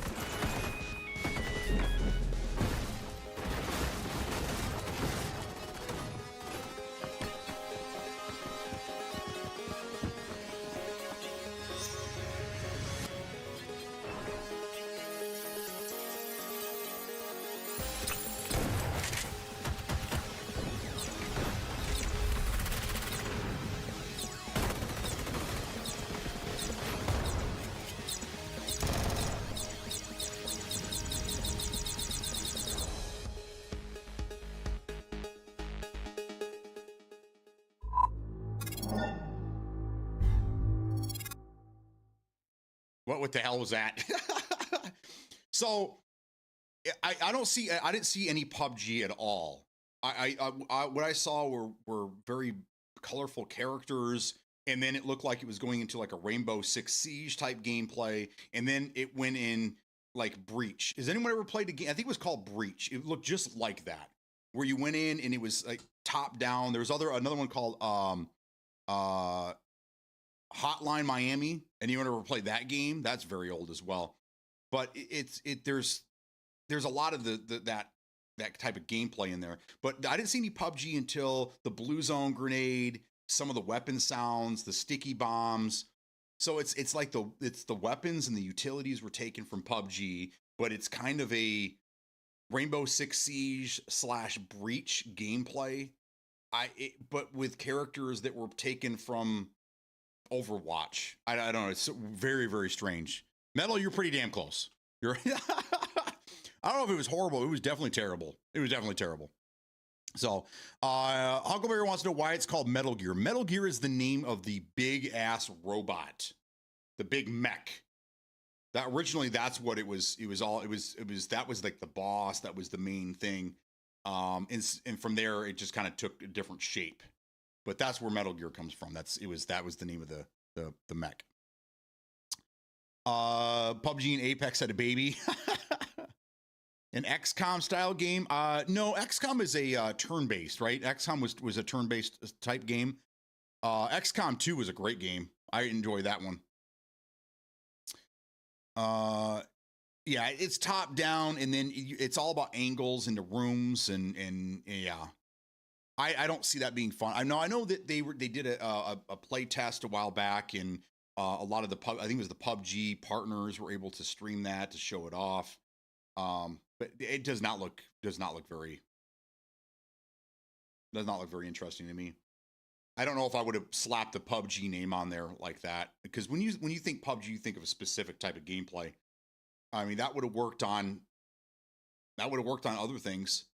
But I mean, remember at one point it was supposed to be called PUBG Callisto Protocol, and they removed the PUBG because it had nothing to do with PUBG. But they've been trying to do this for a while. Now, another game that I think is vaporware at this point. I don't know if you guys remember. It's still fresh in my mind because it's only been a few years. But they released PUBG, Crafton. They released a roadmap of where they wanted to be and what they were going to do. Callisto Protocol was on there, and they released that. But there was a Western BR game that they were working on. I don't know whatever happened to it. I haven't seen any information other than just this is in the works and that's it. And I think that was supposed to be released sometime this year, according to the older roadmap. But does anybody remember that? It was going to be a PUBG Western BR. And it just, I don't know what happened to it. But I was kind of excited for that one. And then it just, it just fell apart, I guess. But I don't know. I don't know what to think about this. I don't think this is a good game to slap PUBG on and put out the door. Just calling it, Crafton's Blind Spot, I can get on board with that. But PUBG Blind Spot, I don't know. Yeah, it's bird's eye view. It's not going to fly. Yeah, it just looked like a free play XCOM. Just remove the turn-based, but keep all the other elements. In XCOM, did you move from room to room though? I thought XCOM was always out in the open and it was linear, so you progressed through and then you fought in different wide open areas and stuff. So that's more of again, if you guys have ever seen a game, it's called Breach. I'm pretty sure that was the name of it.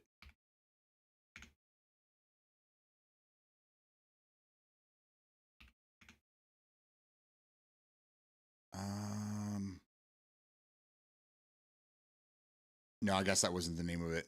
There is a game very similar to that where that's what the whole thing is that you go in with a team and it's kind of like a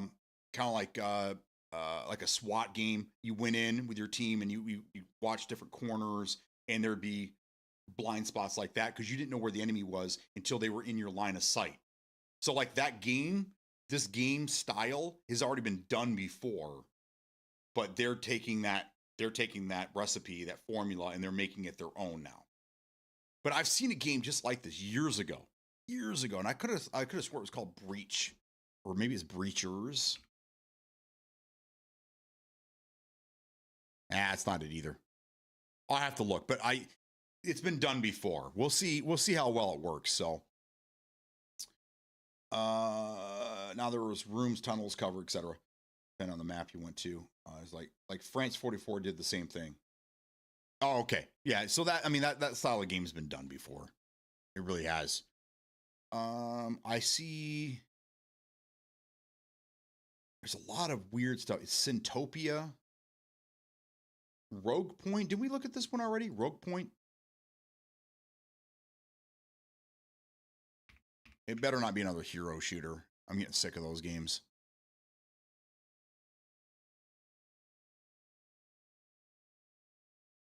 I don't remember if we watched this one or not. I don't think we did. Let's check this one. This one's called Rogue Point.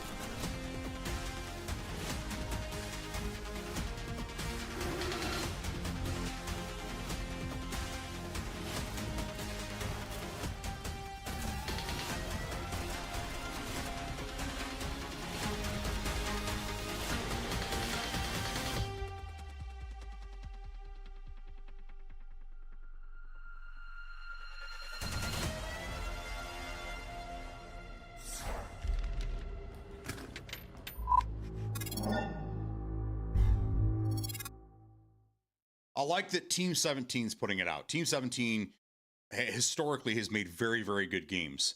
So I do like that, but it looks just like a kind of a cartoony Rainbow Six Counter-Strike-ish type game.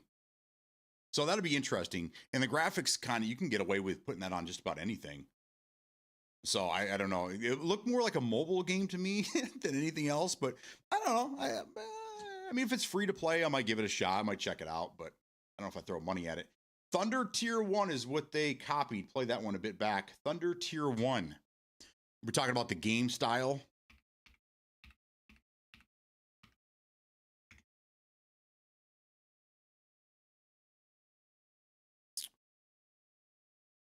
Thunder Tier 1 came out in 3 years ago. That looks like Commandos.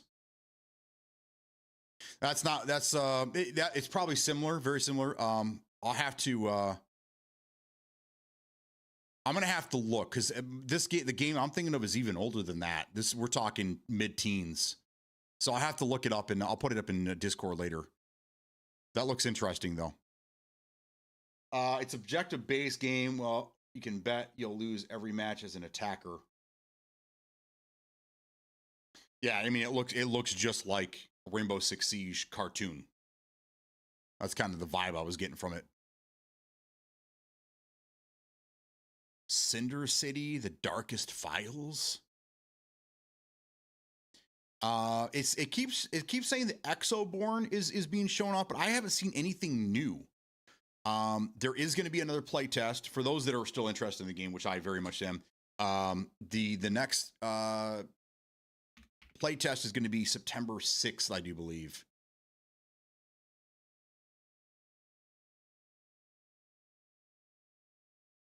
Oh, perfect. They actually have a trailer right now. I gotta wait for this Amazon ad. Be right with you. Hang tight.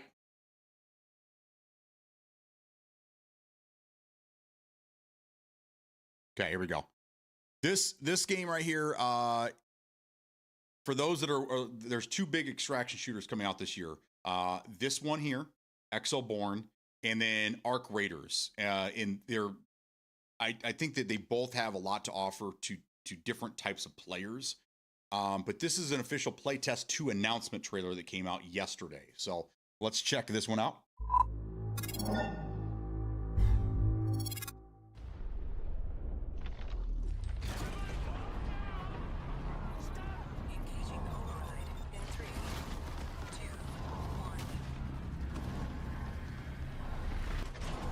Everything fell apart. Civilization as we knew it is gone. Exoborn warriors, reborn in a new world. Everyone turning on one another.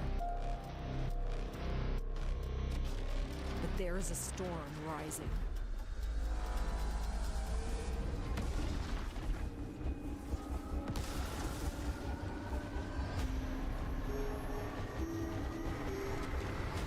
Only the strongest can thrive.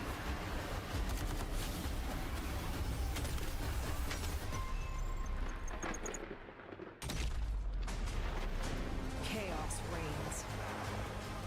If they think this is the end of the world, Reborn, put on your Exo and prove them wrong.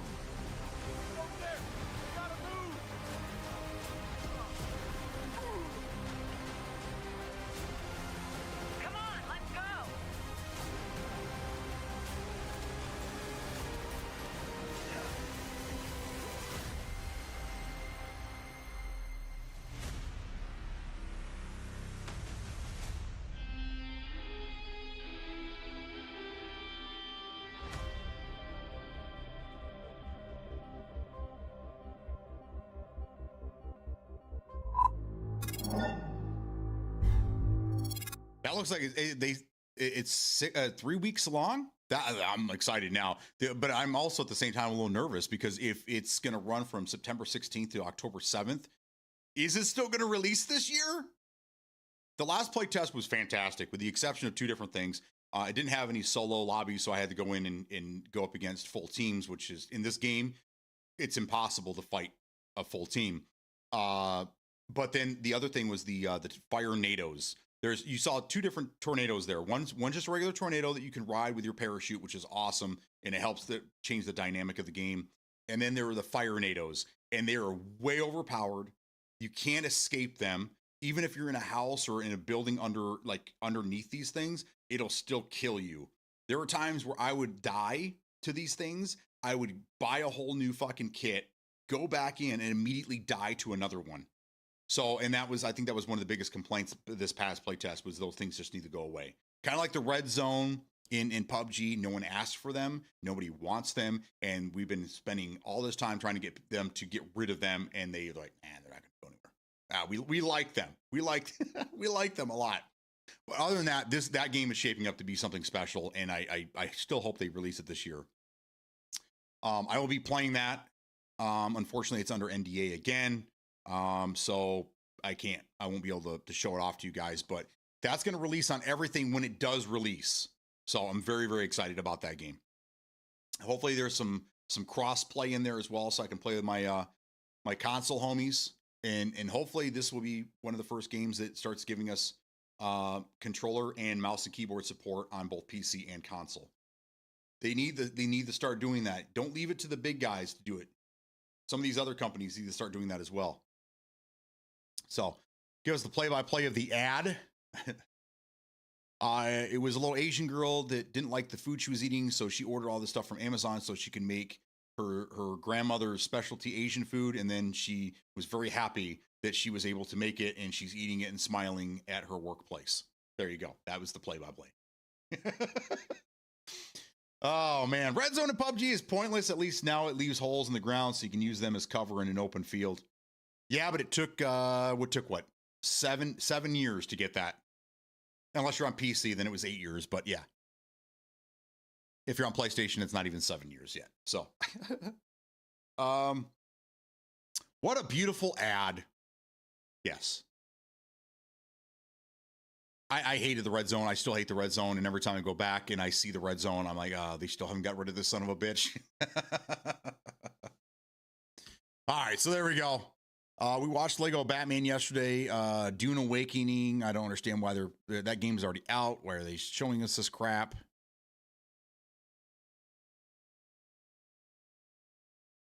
What is this game?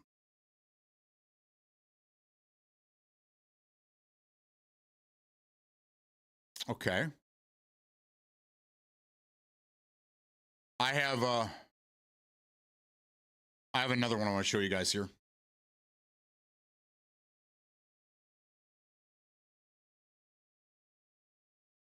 Okay. This one's called Hell Is Us. I think I've heard of this, but let's just watch it together.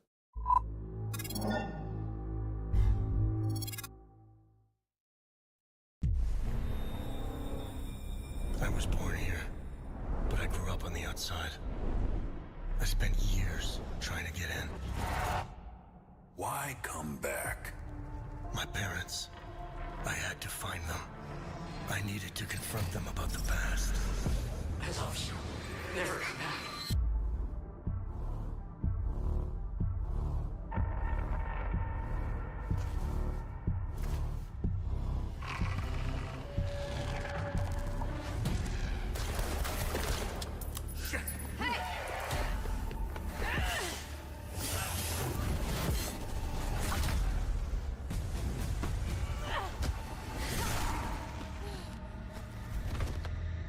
Whatever was happening here, I was now part of it. This war is a blessing. We failed to stop the calamity. How did you know your parents were still in Hadia? I didn't. All I remembered was that my father was the village blacksmith. There, I felt a connection to this country, to Hadia.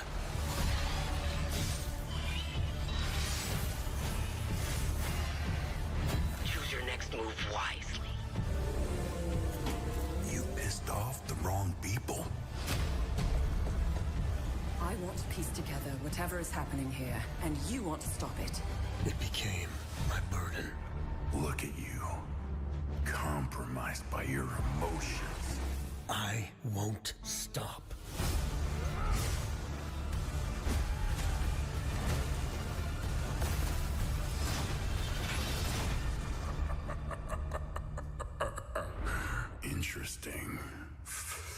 Let's continue.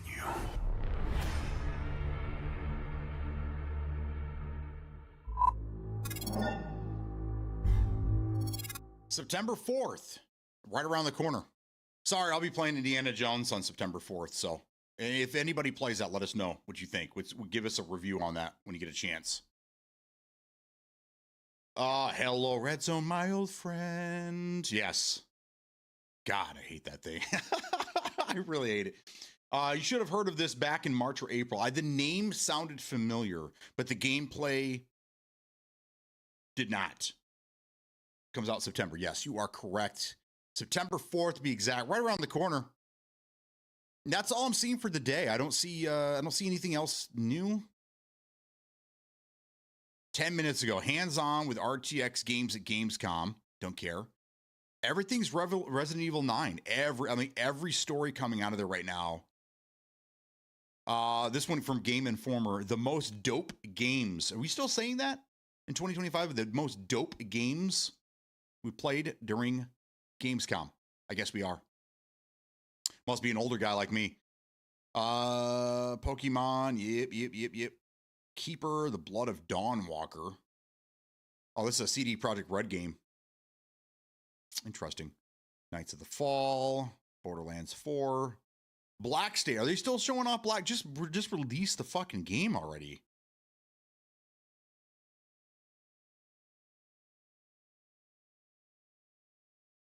This is one that's been teased for I think a year now.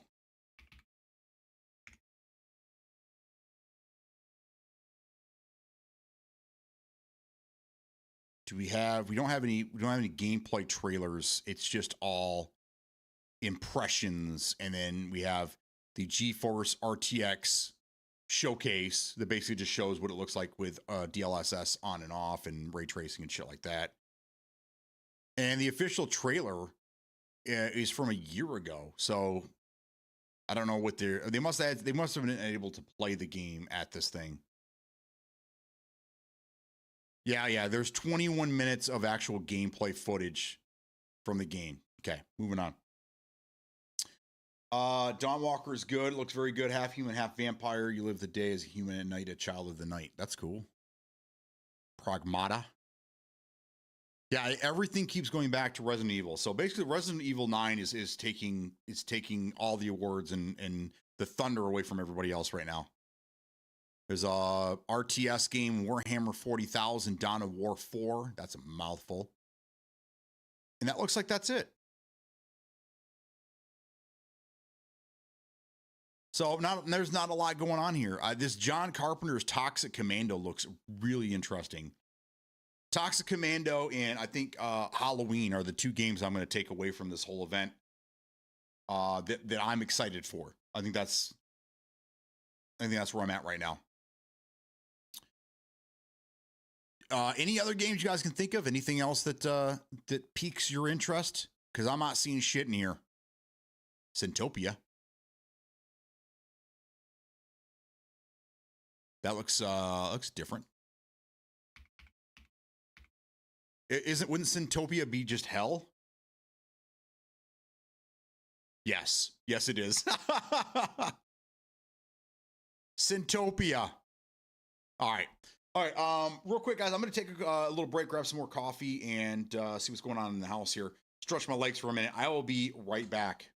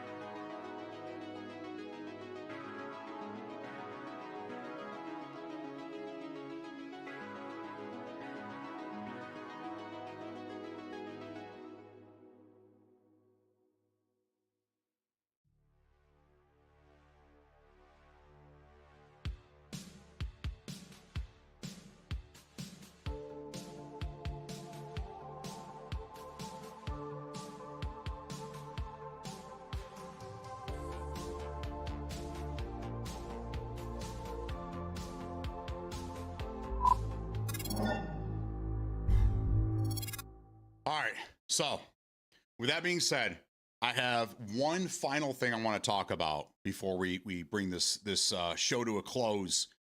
I saw this morning that there are rumors of DMZ again. Okay, it's a rumor. We typically don't give these any light of day. I put them in Discord for you guys to read through and whatever. But this is the theory, and this is what I guess somebody this morning put out a video with zero information other than what they think is going to happen. And there's a lot of clicks on it. So congratulations if it's just clickbait, because he knew how to bait the community. Okay. So we all know that Black Ops 7 is going to, at the end of the campaign, this 4-player co-op campaign, it's a 1v32 type of game. Now, I was under the impression it was some type of weird, like, boss or like zombies or something. But this person, I'm not going to mention their name. I'll let you do the research. This person is claiming that this 1v32 is a DMZ 2.0 gameplay that you only unlock after you finish the campaign. Now, I see a lot of things wrong with this. Number one, why would you lock it behind the campaign? That doesn't make any sense to me. Just to force people to play your campaign? Doesn't make any sense. Number two, why would they not make a bigger deal out of this? Especially when there's so many people out there releasing videos and still apparently playing the game and still releasing DMZ content. Why would they not make a bigger deal out of this? I don't know. But this person claims that it's going to be it's going to take place on a Warzone map called Avalon. Don't know anything about it, so maybe you guys make sense to you guys. DMZ on Avalon that is locked behind the campaign, that is a 1 versus 32. So you're also making it sound like it's a solo DMZ. So everything about this cries to me bullshit, but I'm going to put it out there for you either way, because again, that's my job. It's my job to give you guys the news and the things, the whispers and things that people are talking about. I think it's complete bullshit. Again, I still think that DMZ is one and done. I don't think it's going to come back again. Maybe it'll end up being like War Mode that debuted in World War II. Again, my favorite and my favorite Call of Duty from the last 10 years. That came out in 2017. And then we got it again in Modern Warfare 3, which was not last year's, the year before. So it was 6 years. 6 years between games, we got the War Mode back. But again, they didn't make a big deal about War Mode coming back when it came back with Modern Warfare 3. I don't even think they didn't even mention the shit. So I think it fell through the cracks. So it kind of makes sense. Maybe they'll give us DMC without mentioning fucking anything about it, and it'll be like a nice surprise to everybody. But I don't know, man. I don't think it's gonna happen. I don't think it's gonna happen. And if you look up DMZ 2.0, a lot of it still points to the rumor that came out earlier this year that it's gonna be in next year's, not this year's, but next year's Call of Duty. So I don't know. At this point, I don't even know what to think. But I figured I'd put that out there for you guys, start some conversation and see what you think. So what do you guys think? What do you think? Do you think there's any hope to DMZ ever coming back? Do you think it might be this year or next year? Do you think it's going to make a return, or I don't know. I know there's still a lot of people they're holding out hope, but I don't know. Oh, and by the way, when this guy put this video out this morning, it was all of his gameplay on the current DMZ. Most of it was Ashika or Shakira Island. And guess what gun he was using in every clip that was behind the video? A shotgun. Yeah, that's what that game turned out to be. It was just shotguns. Fire shotguns. That's all it was. That no one wanted to fight from a distance. They wanted to hide in corners and shoot you with shotguns. So yeah, that right there kind of told me what type of player he was and if he's full of shit or not. We don't talk about rumors. We do now, brother. From COD, POD Day 1, they said the end game was a 4-player game mode, not a 1v32.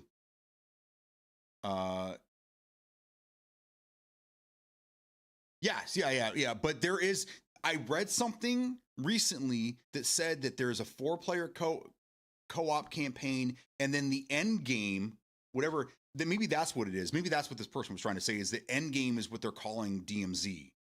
But the end game was supposed to be 1v32, which is, I still understand what they're talking about. So either it's lost in translation, they didn't word it correctly, or they're telling us exactly what it is it's a 4-player campaign, and then the end game is a PvP wrap up or something, which that's interesting. It's never been done before, but I don't know. I don't know what to think of that. 1v32. I mean, again, that's a lot of people. It could be a solo DMZ type thing, but again, I just, why would they not make a bigger deal out of it? And why would you lock it behind a campaign? That doesn't make any sense to me. Help me make it make sense, guys, please.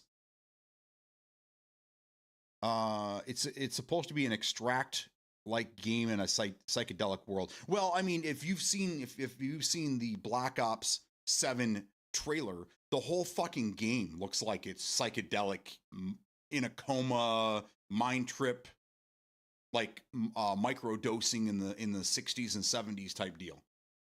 So the whole thing, I mean, that's what really lost my interest in the whole thing, is like, what is happening here? What is going on? I get it in zombies, but for campaign and the multiplayer, what are we doing? What are we doing here? Think of the campaign at the end of Cold War where it was all a trip. I vaguely remember Cold War. DMZ tonight? Sure, have fun.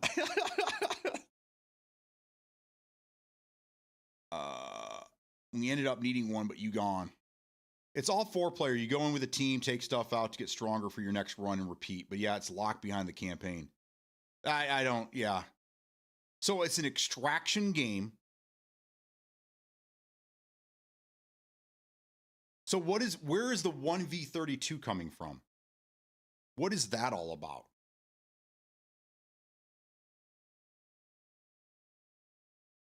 See, again, I'm going to have to do some more research because none of it makes any sense to me. I get the 4-player co-op campaign. That's cool. And I'm down for that. And I can't wait to partake in that with you guys. Because as much as I say I'm not going to play Black Ops 7, I'm going to play the campaign. I have no interest in multiplayer. I have no interest in Warzone. I have no interest in zombies. I will be playing the campaign. It's nice to know that I can actually play with you guys. That'll be fun to do. You want to hear the 1v32 for me?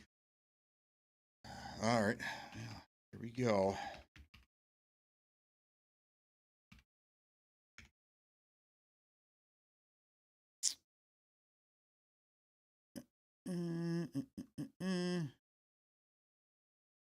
Doing some research live on the air.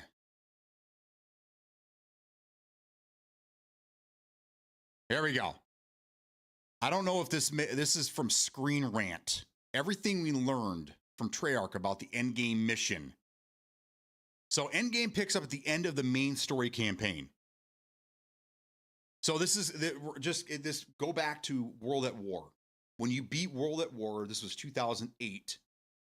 All of a sudden, the credits roll, and then you're like your eyes open, and you're in this bunker, this Japanese bunker, and all of a sudden zombies are coming at you. That was cool. That was really cool. I didn't realize it was endless at the time. I played until I died, and that was kind of the end of it. But this is saying that as the credits roll, it's going to be unlocking a 12th mission, and it's called Endgame. Okay.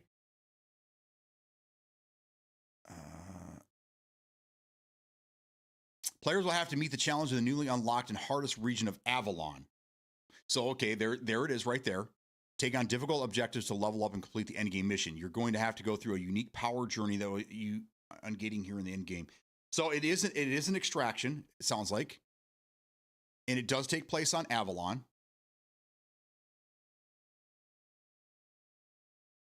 And it is an extraction. Sure, you have to extract with certain things. So it's a rogue-like gameplay is what I'm reading here. You have to keep going in and out to get better abilities to go into the more dangerous areas. Think the zombies from Modern Warfare 3. That's kind of that's the vibe I'm getting here. Most importantly, the end game mission is primarily PvE, and each server will have a 32-player limit. There's also PvP elements in the end game areas that are enabled through various activities or side missions. You'll be able to play solo or as part of a squad. Will be on a time limit when you're in there. And if you wipe, you lose that progress, so you have to restart the journey. There's a lot more weight to everything we're doing in in-game. So there you go. It does sound like it's exactly what it is. Maybe this guy wasn't full of shit after all. So it's PvE VP, 32-player limit, solo or squad. It's a extraction roguelike mission. So there you go. It sounds like we're going to get a kind of it's not really DMZ. It's going to be it's a completely different mission at the end of the campaign. So I'm wondering if like you'll be able to unlock it after playing the campaign, unlock it, and then only go into that. It'll be interesting to see how it goes in. So there it is right there. There's a 1v32 if you're solo, I guess. Because it technically it is, because it says you have 32-player limit. You can play solo or in a squad, and there is PvP elements in the game. So I don't know. Endgame is an exciting and fresh attempt at COD campaigns, but they're still touting it as it's a campaign. It's a campaign mission. It's not a different. It's not a different game mode. But I mean, everything says it is. So I don't know. It's gonna be strange. Enhanced difficulty to the end game areas and connecting main campaign decisions to what you experience in the end game are core features. Okay, so that's why they did it. So some of your actions, some of the things that you do within the campaign will change how the end game is played for you, which is weird, because if you and your friends all play the campaign differently with different linear progression, whatever, if you guys get into a squad together in game, will it be different for each individual person, or will it go off of whoever's hosting? I don't know. That's interesting, though. So, I know I've been talking a lot. I want to see what you guys think. It's all 4-player. You go in with a team, takes it off, to get stronger for your next run and repeat. But it's locked behind the campaign. Yep. I only heard 1v32 from me, and now you hear it here as well. I'll be on tonight, unsure what I'm playing. Did some Delta extraction with my brother in Inkenskin, day 1 of the con. There was 2 people from a podcast called COD Pod. They got the privilege to talk to the game designer about the end game. I got you. They should have asked more questions. See, this is why this is my wheelhouse right here, man. I'm the question guy. I should have been in there asking some serious questions. They were probably giving them softballs though, so they didn't get the we can't talk about that. Sorry, we can't talk about that. We'll talk about it closer to release. Yeah. they were giving them softball questions. I'll see if I can find the VOD and screen record. About 5 runs. You guys are talking about second fight next raid. You guys must be talking Tarkov.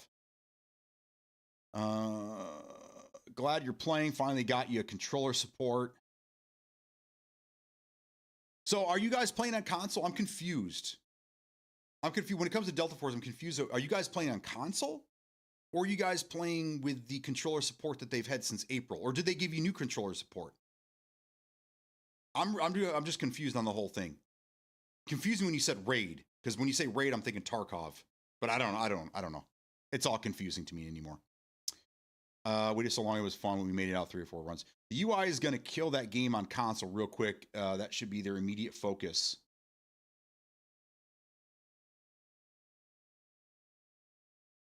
On Black Ops? Console Delta Force for me. Ink and Skin on PC with new controller support. He said it works great. Okay, so they did give you guys new controller support. Okay, because I looked it up the other day and I couldn't find anything. I couldn't find any information. I looked for a while. The only thing I came up with is that someone ported the controller settings from the mobile version of the game over to Steam, but you still had to use your mouse and keyboard to navigate menus. And then when you got into game, then you can grab your controller and you could play, but the controller still wasn't 100%. So you're saying that they gave new controller support based on the console version of the game. All right. See, the internet sucks, man. The internet sucks. I can never get a solid answer to my question. Delta Force for all comments. Okay. Got it. So Smokey, okay, so I was confused because Smokey said he played with you and your brother the other day, Tarkov, and then Ink and Skin played with you and your brother last night, Delta Force. Got it. Console controls are okay. Been trying console this week. Okay. It's probably still not designed for the extraction mode with inventory control and things like that. The UI is horrifically bad, and you're talking about Delta Force, right? I have heard bad things about that. I wasn't a fan of it. If you guys remember, when I was a partner with them, that was another complaint that I had. It was that there was too many fucking menus. It was menu inside a menu inside a menu inside a menu, and then all the daily shit. There was a million daily stuff for different things, and you had to go into all these different menus to accept the daily shit that you did for this or for that, and there was just too much shit. So trying to navigate what I remember on PC with mouse and keyboard, trying to navigate all those menus with a controller, I don't know if I'd even be able to get into a game. I'd probably shut my console off, be like, I'm done. So they obviously did not do a very good job of the console port, which again, they promised you guys that they were going to deliver that at the end of March. And here we are 5 months later, and they deliver a half-baked console port. So I don't know. I was, when I was playing the Battlefield 6 open beta, I made the remark that I think that Delta Force is probably doing Battlefield better at this point. But knowing what I know now about the console release and all that, never mind. Never mind. They're not going to be able to outdo Battlefield if they can't even get their menus and their controller settings right. So there are way too many events and yellow things to click on the interface. Yeah, that's how it was for us when we were on PC. And this is one of the things as a partner, when I was in all the early play tests, we kept asking them. This was one of the things that we were asking for. That and I'll get into it later, but the menus were just too convoluted. There was too much shit going on. They needed to condense them. And that was one of the things they said, yes, on day one, we will have that change. We'll have that fixed. And guess what? They didn't. So my biggest problem, and there was a lot of people in there, the same thing. This is a Call of Duty staple, and it's probably not going to go anywhere, but the head glitching. I just remove it from games, please. I just can't stand. It's 2025. We've had so many advances, and there's so many mill sims out there that do the guns better, that I don't understand why we're still dealing with fucking head glitching at this day and age. It just drives me up a fucking wall. And that was one thing that they said that they were going to get rid of, and they didn't. And that was probably my biggest complaint day one. I'm getting all fired up thinking about it. My cheeks are getting rosy. Yeah, blood pressure's going up. They got shit all over the place. You're right. That's what I'm saying, dude. That's what. There's a quick swap to inventory with X, and it makes it fit by auto moving, so that is good. Is there a quick way to drop things? Because I'm used to being able to drag and drop quickly, and then if I want to get rid of something, I can usually just drop it off to the end of the screen and be done with it. You could usually right click on like a stack of ammo, and you can adjust how many you want to grab instead of grabbing all of it. There's a lot of different things that I don't see how it would transfer very well over to console. So General Sarcasm, thank you much for the so much for the resubby. Rick James came in earlier. He resubbed and he didn't get anything out of it. I don't know what's going on today. I don't know, man. Everything else is super solid in my opinion. It's just the UI. Yeah, I mean, the graphics, it wouldn't be that. I mean, I remember when I had everything cranked on my PC and I was still getting 130, 140 frames. What kind of frames you get on console? Does it go above 60? Or is it locked at 60? I think most games are locked at 60. I think there's some games like, I think Call of Duty, if you turn on the 120 mode, I think it does touch 100 frames. Not 120, but does that game, does console, do they get over 60 frames in the game? There's performance and oh, got it. Okay, so it is locked at 60 or 30. I got you. That's kind of a bummer, though. They were smoking Kush for 6 months before hitting release. You think that they would be able to do a much better job, get super focused, man, and put in the hours. It's cross-platform, so I see the same stuff on both sides. Yes, and that again, that was, I don't know if you were here for the conversation the other day. That was a big problem with another big issue is they didn't do a wipe for the extraction side of things. They didn't do a wipe, and they're putting all the people in the same lobbies together. So you got people that have been rocking not only mouse and keyboard, which is a huge advantage over controller, but these guys have known the maps, they've learned the maps, they're the highest level, and they're in there just antagonizing all the new players. I saw a couple of videos last night of these guys laughing as they're just wandering around and they're just two-tapping everybody and you know, bye, see you, back to the lobby you go. Like, that's gonna hurt. That's gonna hurt significantly. I think they need to do a skill-based matchmaking or some type of leveling system so that like you're only getting into games with other players if they're, you know, under a level 10 or under a level 15 or something like that, to help people learn the game, learn the maps, get some decent gear before they're immediately thrown to these fucking wolves. It's crazy. It uses button combos to expand the controls like RB plus LB. Okay.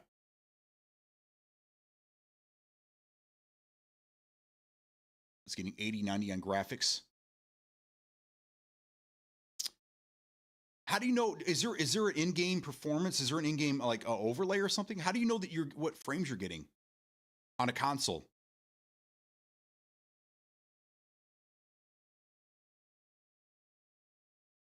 $80 to $90. So there must be some in-game frame rate thing. Say, because the only way that I was aware of, and I've done this before, is you have to do a video of it, and you have to do it in RAW, and then you put it up against another program that does all the frames. But you're talking a huge video, and then that's how these big benchmarking websites do it. They do raw video, which is a huge file, and then they put it up against another program, and it shows you the frames and, you know, the one-offs and things like that. Now for me, I turn off VSync, it doubles the frames, and I hit 130 and under.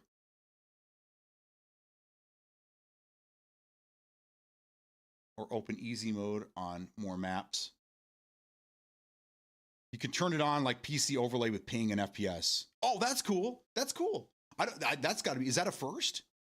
If not, there hasn't been many games that have done that.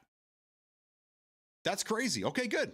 So you guys are getting decent frames then. Because the max on console is 120. That's the maximum you can get. So that's good. Finally, another game that's hitting the 120 plus. That's good. I like it a lot. Hot Shot. Holy shit. What's going on, man? How you doing, brother? I haven't seen you or Bad Monkey in forever. As a matter of fact, I haven't seen Bad Monkey streaming forever, man. But how you doing? I'm doing great. We're talking games. Now that you're here, I would like to inform you, because I don't know if you've been playing PUBG or not in the last couple of years since I've left. But this big update and getting rid of the previous gen consoles on November 13th. I'm coming back to play some PUBG, man. I'm excited. I'm mouse and keyboard now, so I'm gonna have to get one of those fancy Cronus things. I think they're called Cronuses. But I'll be there. I'll be there to play. I just heard they nerfed the DMRs. Yeah, I haven't either, man. I haven't either. So that's okay. So that's interesting. So it sounds like when it comes to like the graphics and the frame rate, the console release has been pretty good, pretty good so far. As far as menus and controls, it sounds like not so good. Crossplay, I like the idea of crossplay, but again, I don't understand why they did crossplay when there's no mouse and keyboard support on console, which again to me is why would they not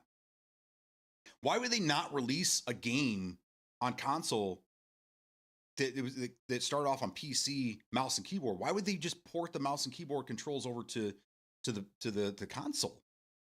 Give them again mouse and keyboard and controller support to both consoles and PC, and let people play the way they want to play.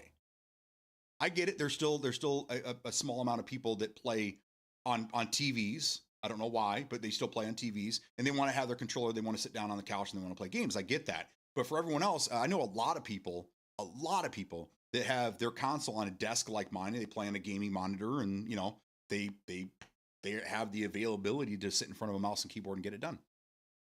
They just don't want to drop, they don't want to drop, a grand plus to build a gaming PC, which is fine.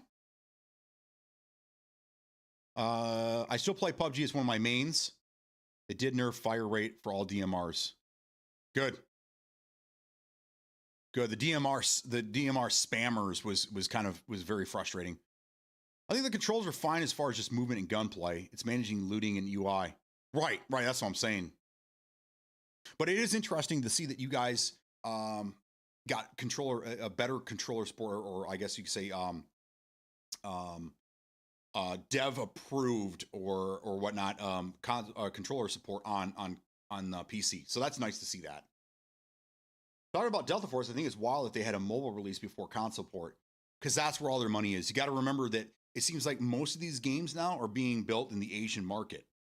There's not a lot of games that are being built in the US or Europe anymore. It seems like all the games, especially in our wheelhouse, the first person shooters or shooters and extraction shooters, those are all being built in the Asian market. So you got to remember that they're much different than us, and their player base is way bigger than ours. And the mobile market in Asia is huge.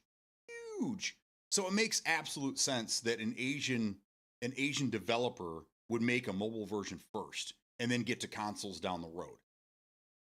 I'm actually kind of surprised it even came to Xbox, because you figured that it would just go to PlayStation 5 and just that's it, be done. That's crazy. There's no way we had PC players in our games. Nowhere near enough players per raid for it to be including PC players. I believe it's just console lobbies. If not, this game is in trouble already. From everything that I read, it's crossplay. The extraction, maybe it's just extraction mode that's not. But I heard a lot of complaints and a lot of people saying that they were being put in with these high-level PC players. So I don't know. Let's have a look. Delta Force crossplay explained. Explain it to me like I'm a 5-year-old.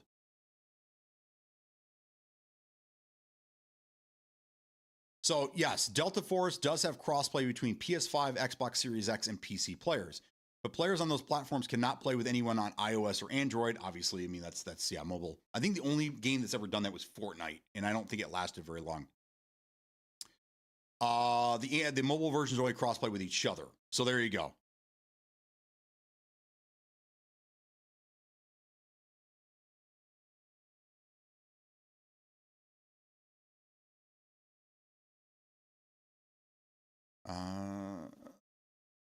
This guy said the exact same thing that you said. If Xbox lobbies are empty on day one, the game is already dead. Only thing I changed was moving lean from bumpers to sticks to be more in line with PUBG. I'm with you. So I move hold breath to my extra button and scope zoom on the other paddle. There's certain games, and I don't think you can do it in console games either. When you remap controls, I would like to put the same thing on the same button, or not the same thing, but two different things on the same button. A lot of games I play, especially in like competitive games, I like to have, when I aim down sights, I like to also hold my breath.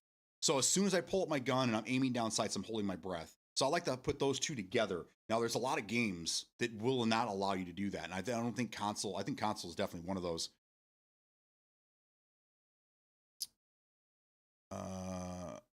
I know you keep saying that, but I'm not seeing it. That's fair. I haven't played the console release yet after I stopped playing it on PC.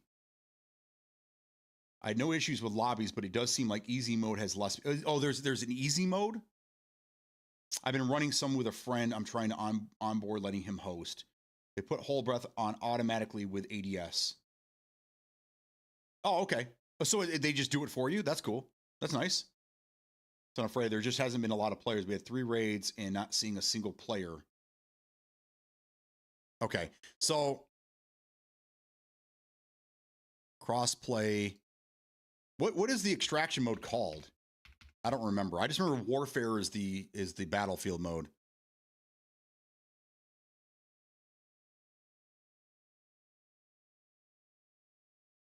Here we go.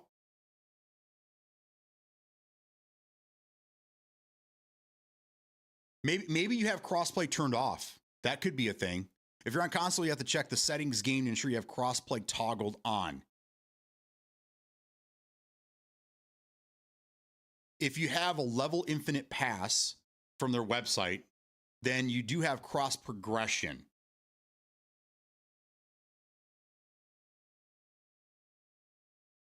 Okay, so if you already played on mobile or PC before, you have a level infinite pass, so you get cross progression. So Metal, you probably saw this depending on how much you played on PC, when you switched over and started playing on console, all of your stuff should have remained the same. Yes. Okay. So there you go. So cross progression. But if you've only started playing on console and you haven't, I guess it's optional. You can, or you don't have to have a level infinite pass. So if you play on console, you don't have a level infinite pass, and then you go to PC, you will not have cross progression. So in case, you might want to, just in case, create a level infinite pass. That way, if you decide to, or down the road, you do upgrade to a PC, then you won't have to worry about losing your progression and stuff. So that's cool. But right here, this is saying that it's not, it's straight up crossplay between them. It's not between modes. So as long as you have crossplay turned on your console, maybe somebody in your party had it turned off, Metal, because that will prevent you from playing with other people. But if you have it turned on and you go into the extraction mode, you will be playing with PC players. So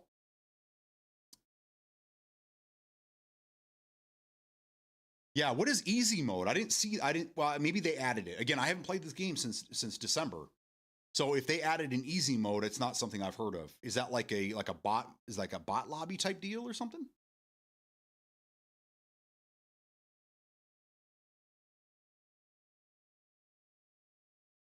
It's called operations. Got it. Easy mode is only available in Laley Grove and Dam. Could be the first map. Also, no high players are playing the first map. My stuff just like Destiny 2. Even on PC, after about 2 weeks of the game being out there, only 1 or 2 enemy squads on extraction mode. On the lower level maps, that is. Okay. So it may have a very short lifespan. But I'll bet the warfare mode, I'll bet that's hitting on all cylinders right now. Is easy mode the default though? Maybe that's what it is. Maybe you got to turn off easy mode and go in on whatever hard mode would be. You can wear purple gear, but max ammo is blue. I'm pretty sure. Oh yeah, that's right. I forgot about that. The different colored stuff. Now I'm pretty. It's just your squad and environment: easy, normal, then hard. Oh my god! So they're separating the lobbies, but with crossplay on and off. Plus, you have 3 different modes. Plus, you have 4 different maps. Dude, no wonder it's a fucking pain in the ass, and no wonder you're not running into anybody. If you're on easy on the if you're on easy mode on the lower end maps with crossplay off, you're probably playing against nobody. Yeah, I mean, you're separating the lobbies. You're constantly splitting the lobbies, and you're ending up with people. You have a fair amount of players, but they're all on different versions of the same shit. So yeah, that's pretty wild. Why would you do that?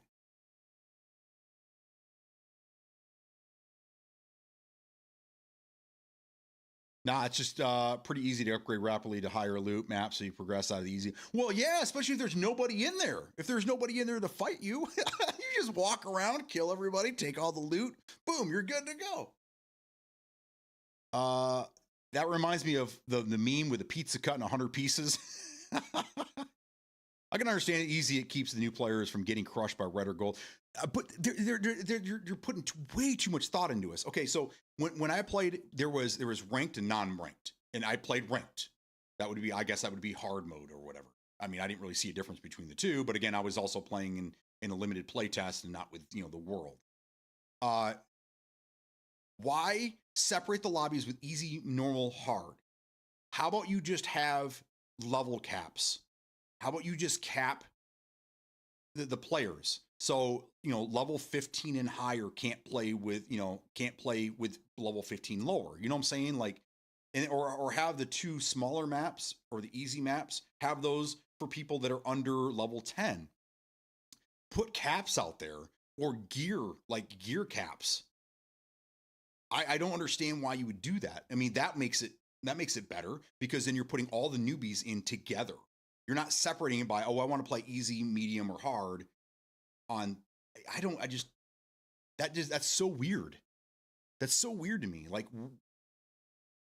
and it must be the same on PC then. Again, I haven't played this game in 9 months, so I don't know what has taken place since then. And I also didn't play the extraction mode. The last time I played it was when I shot that guy in the face 3 or 4 times, and he shot me in the leg, and he won the gunfight. At that point, it wasn't for me. That's not how it works. That's not how the game works.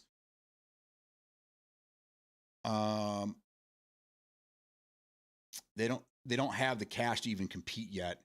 I understand that, but explain it and let the players know it at the least. I think there is a ranked mode too still. Check on, so that probably further splits it. Well, I mean, ranked was the warfare mode. We had ranked and then unranked. But again, I didn't play the extraction mode.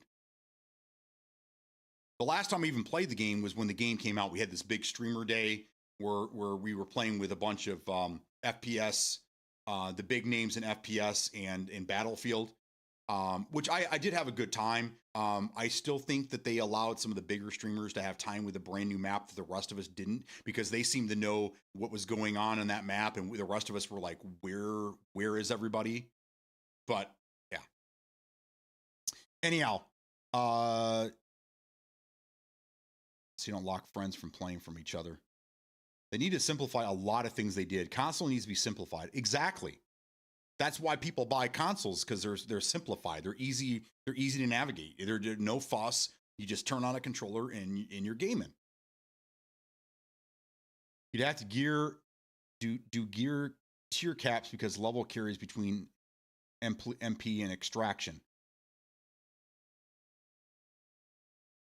Well, that's stupid too. Why do you want to have the same? Why would you have the same on 2 different game modes? I don't know. Get level cap, but you see what I'm going with this? Like, there's better ways of doing it than splitting the lobby 3 times, really 6 times, because you have those 3 options, and then you also have crossplay on or off. So now you've made 6 separate lobbies. I don't know.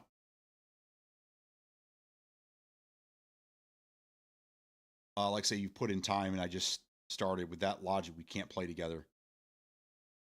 This isn't console specific, though. This is on PC as well. Yeah, that's just weird. Plus, levels transfer between modes. Hi, Charmed. So if you level up in Warfare, then go to Ops, your level locks you to X difficulty. I got you, because I'm assuming that the level is only because you've been unlocking weapons. It's really a weapon unlock situation, right? Or utilities or whatever you were unlocking. But I don't understand why they do that either. Like, Warfare and Extraction should be separate from each other. So if you grind out Warzone or the Warfare mode and you go over to Extraction, you're still a newbie over there because you haven't played it. So your level shouldn't transfer between the two. But again, it's not my game. It's not my decision. I find it strange. I find it weird. Oh, so did you see me say hi? I did not. I'm skipping over a lot of things because I'm getting behind in conversation. I just saw that there. Ranked and unranked would be split 6 ways each per regional server. Right. I mean, that's what I'm saying. Like, how do they expect people to find each other and play if you have it split that many times? I don't know.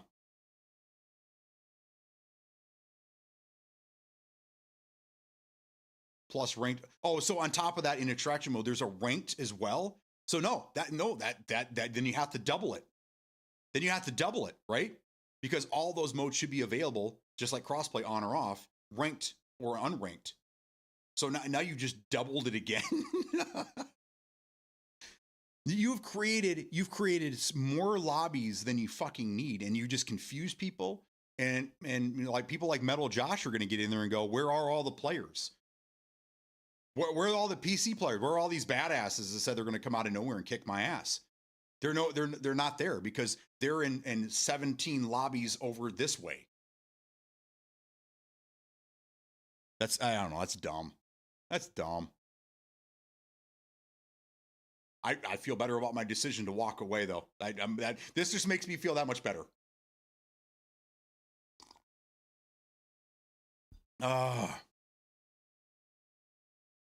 I wanted to fight and got 2 out of the whole evening. Wasn't that why Halo 3 released its map for free to heal the divide in the player base? And that was what 5 maps? I do believe so.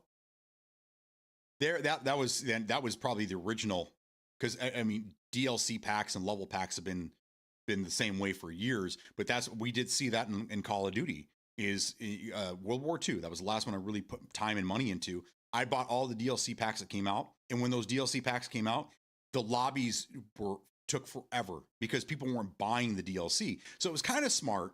It was kind of smart to, when they released DLC, to give it to everybody and then try to make more money on microtransactions. But then you see what happened with that. Microtransactions started to get to be the price of what the DLC was going to be, and you're getting one character skin, maybe one gun skin you gave a shit about, and then a bunch of crap that you didn't care about. So it was a good idea implemented poorly. But yes, I do believe you're correct on that. And in good memory, way back when, Halo was one of the first to give maps away for free without charging extra for them. Sorry, Mario, she's not in this castle. Pretty much. Hey, there's the wife. Good afternoon. How are you? How's it going? So like PUBG FPP versus TPP across 6 maps when they had map queue, small versus big map. Yeah. And then you also had ranked. At one point, you did have ranked between both modes. And then unfortunately, TPP won on the console, and it's just TPP Wonderland out there now. We all know that you aren't playing ranked, but have fun. Who? Oh, Charm. Well, I'm off in the middle of a ranking on PUBG. You're not playing ranked? Get out of here. We want to see screenshots of that shit. I want proof. You don't come in here after a 6-month hiatus and start talking shit to us. Charmed. No. Ain't gonna happen. Not here. Not on my watch. No, thank you. You were playing. I don't see Big Al Mac either. Well, it's noon, so he's probably on his way to work. But you were playing crossplay off, maybe FPP. Probably FPP. You're not playing ranked. Bye-bye. Someone ban her from the I'm kidding. Don't ban her. She's harmless. She just likes to talk shit. Ranked with a shotgun. Yeah, there you go. Dual shotguns. That's how she runs. With nades. Just nades and dual shotguns, no heals, no boosts. She don't need none of that shit. God. So there you go. It sounds like the console people are having a good time. I'm really interested. Metal, why are you playing on console? Is it so you can stream it? Or are you just testing it to see? Are you jumping between the PC and the console version to see how it plays out? I'm interested in knowing, because if the PC version has the console or has the controller support now, Interesting. What's been my recent mainstay game, by the way? You know, I'm glad that you asked that. Thank you. Really nothing. I've been playing a lot of different games. I want to say right now, I think the game that I keep going back to, obviously is Hitman. I've been playing a lot of Surrounded. A great game that Smokey recommended. I got it during the summer sale. It was like $6. I think it's $12 now. It's kind of like a State of Decay. It's a low poly version of State of Decay. Really, really fun zombie slayer. Unfortunately, there's no co-op involved. I would love to run this with you guys. I think it'd be great running around in our Humvees, you know, taking out zombies and shooting bosses and shit. But I've been playing that one, going back to that a lot. I do go back and play. I haven't in a while, but Schedule 1, and in Gray Zone. I guess out of all the games, the one I keep going back to, and the one that I keep every time I go back to it, I fall more in love with it, is Gray Zone Warfare. Amazing game. It's come a long ways in the last year. This last wipe that they did, which would be the second, I think it's the second big major wipe they've done. I actually went through and completed the entire game. And I did it within like 6 weeks, pretty quick. Cause I think I beat it like 2 months ago now. It's been a while. Amazing game. So that's kind of like been the game that I've been going back and forth to, but I've been playing I've been doing a lot of different games over the past year. I can't even tell you how many it's been. I'm on console because I don't have PC friends to play with. Oh, so it's cross-play, but you can't squad up with cross-platform? Now, if that's true, that's really fucked up. So you can do cross-platform and play against the other platform, but you can't join up with. That's wild. Okay. Trying to recruit my PUBG friends. There you go. Plenty of folks to play. Join the Discord. Yes. Get in the Discord if you guys are looking for people to play with. I like to keep my controller skills up and my brother only on console, and I also like to know about both sides if I can. I got you. So you're just testing things out. But eventually, they're saying that if you can't join up, then I guess you're limited to playing console if your friends are on console. That's kind of a bummer. I just picked up Ready or Not with all the DLC on PC. That's pretty fun. I streamed that for a day and I was I was bored shitless with it. It's Ready or Not to me is a PvE Rainbow Six Siege. I'd rather just play Rainbow Six Siege. And it was parts of it were kind of confusing, and like, why is the cop shop so big, and why can you walk around it when there's nothing doing it? And I don't know. I had a lot of issues with it, but anyhow, Dead Poly has co-op. Just saying, let's check it out tonight. Okay, I'm in. I don't think I bought it the other day. I did put it in the cart because the wife and I were also talking about Clue. Someone was in here telling us about we can play Clue like Jackbox on the TV. I'm like, oh, that's my wife's favorite game. We got to do that. We play Gray Zone tonight. I'm down for that. Okay, I'm down too. We were trying to get Honda in there the other night. I would love to play Gray Zone, especially to help you get some of your missions done. Because now you're where I left off. You're in Tampa Bay and Midnight Saf and Fort Narrow. Those are all the good places to go for loot and shit. I've got a recommendation for you if you like survival crafting zombie games with co-op. It's got a lot of going on, but you should look into If Sun Sets if you haven't seen it. If Sun Sets, okay. If Sun Sets, I will absolutely look into that. I like a lot of different types of games. Yes, you can. Ink and Skin was in our squad. Okay. I never tried. It's just easier to be on console so I can jump between pub and Dell. Oh, I see what you're saying. Okay, I got it.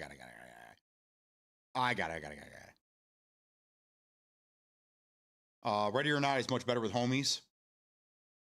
That was me. Did you look into Clue? I did.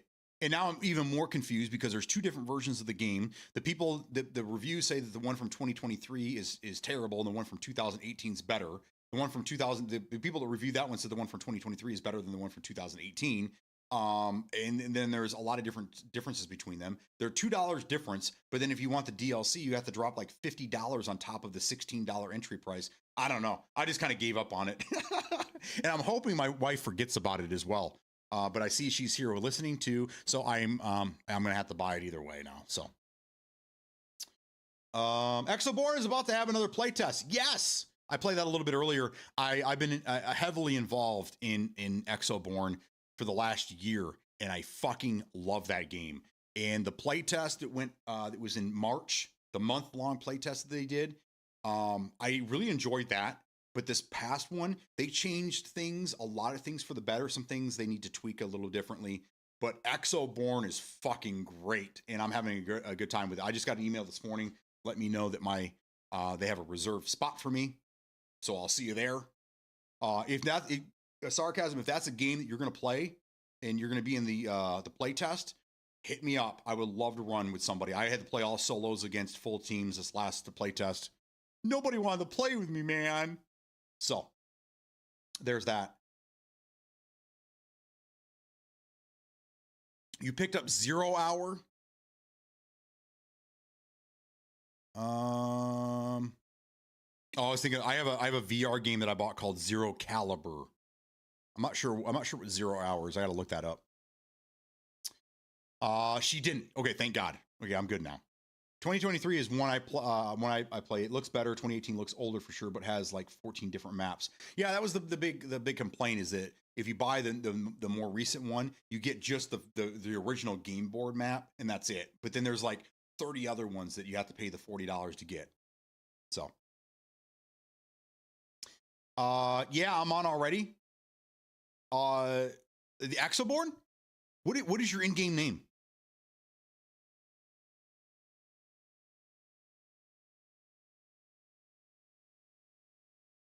What is your in-game name? I'd love to know that. I'm gonna save it and put you in there. The previous test that was in back in March, I got some games in with Subnuke. I think Manic played with us. I'm pretty sure Smokey played. It has changed considerably for the better. It's the same. Okay, my in-game, if I can change it, I always go by Beatdown. In every game that I play, I try to go Beatdown. 1-800-BEATDOWN is only because I couldn't change it when I started streaming. But I typically go by just Beatdown. They both might use the phone. The $100 play local, get a room code, and play with your phone. I gotcha. The premise is you're shipwrecked on a cursed island where nothing stays dead. At night, it's a massive horde that attacks you. The horde scales based off the highest level player, so it stays fairly balanced. It's a fantasy pirate themed game. That's cool, man. It's called 0 Hour. Looking into that one.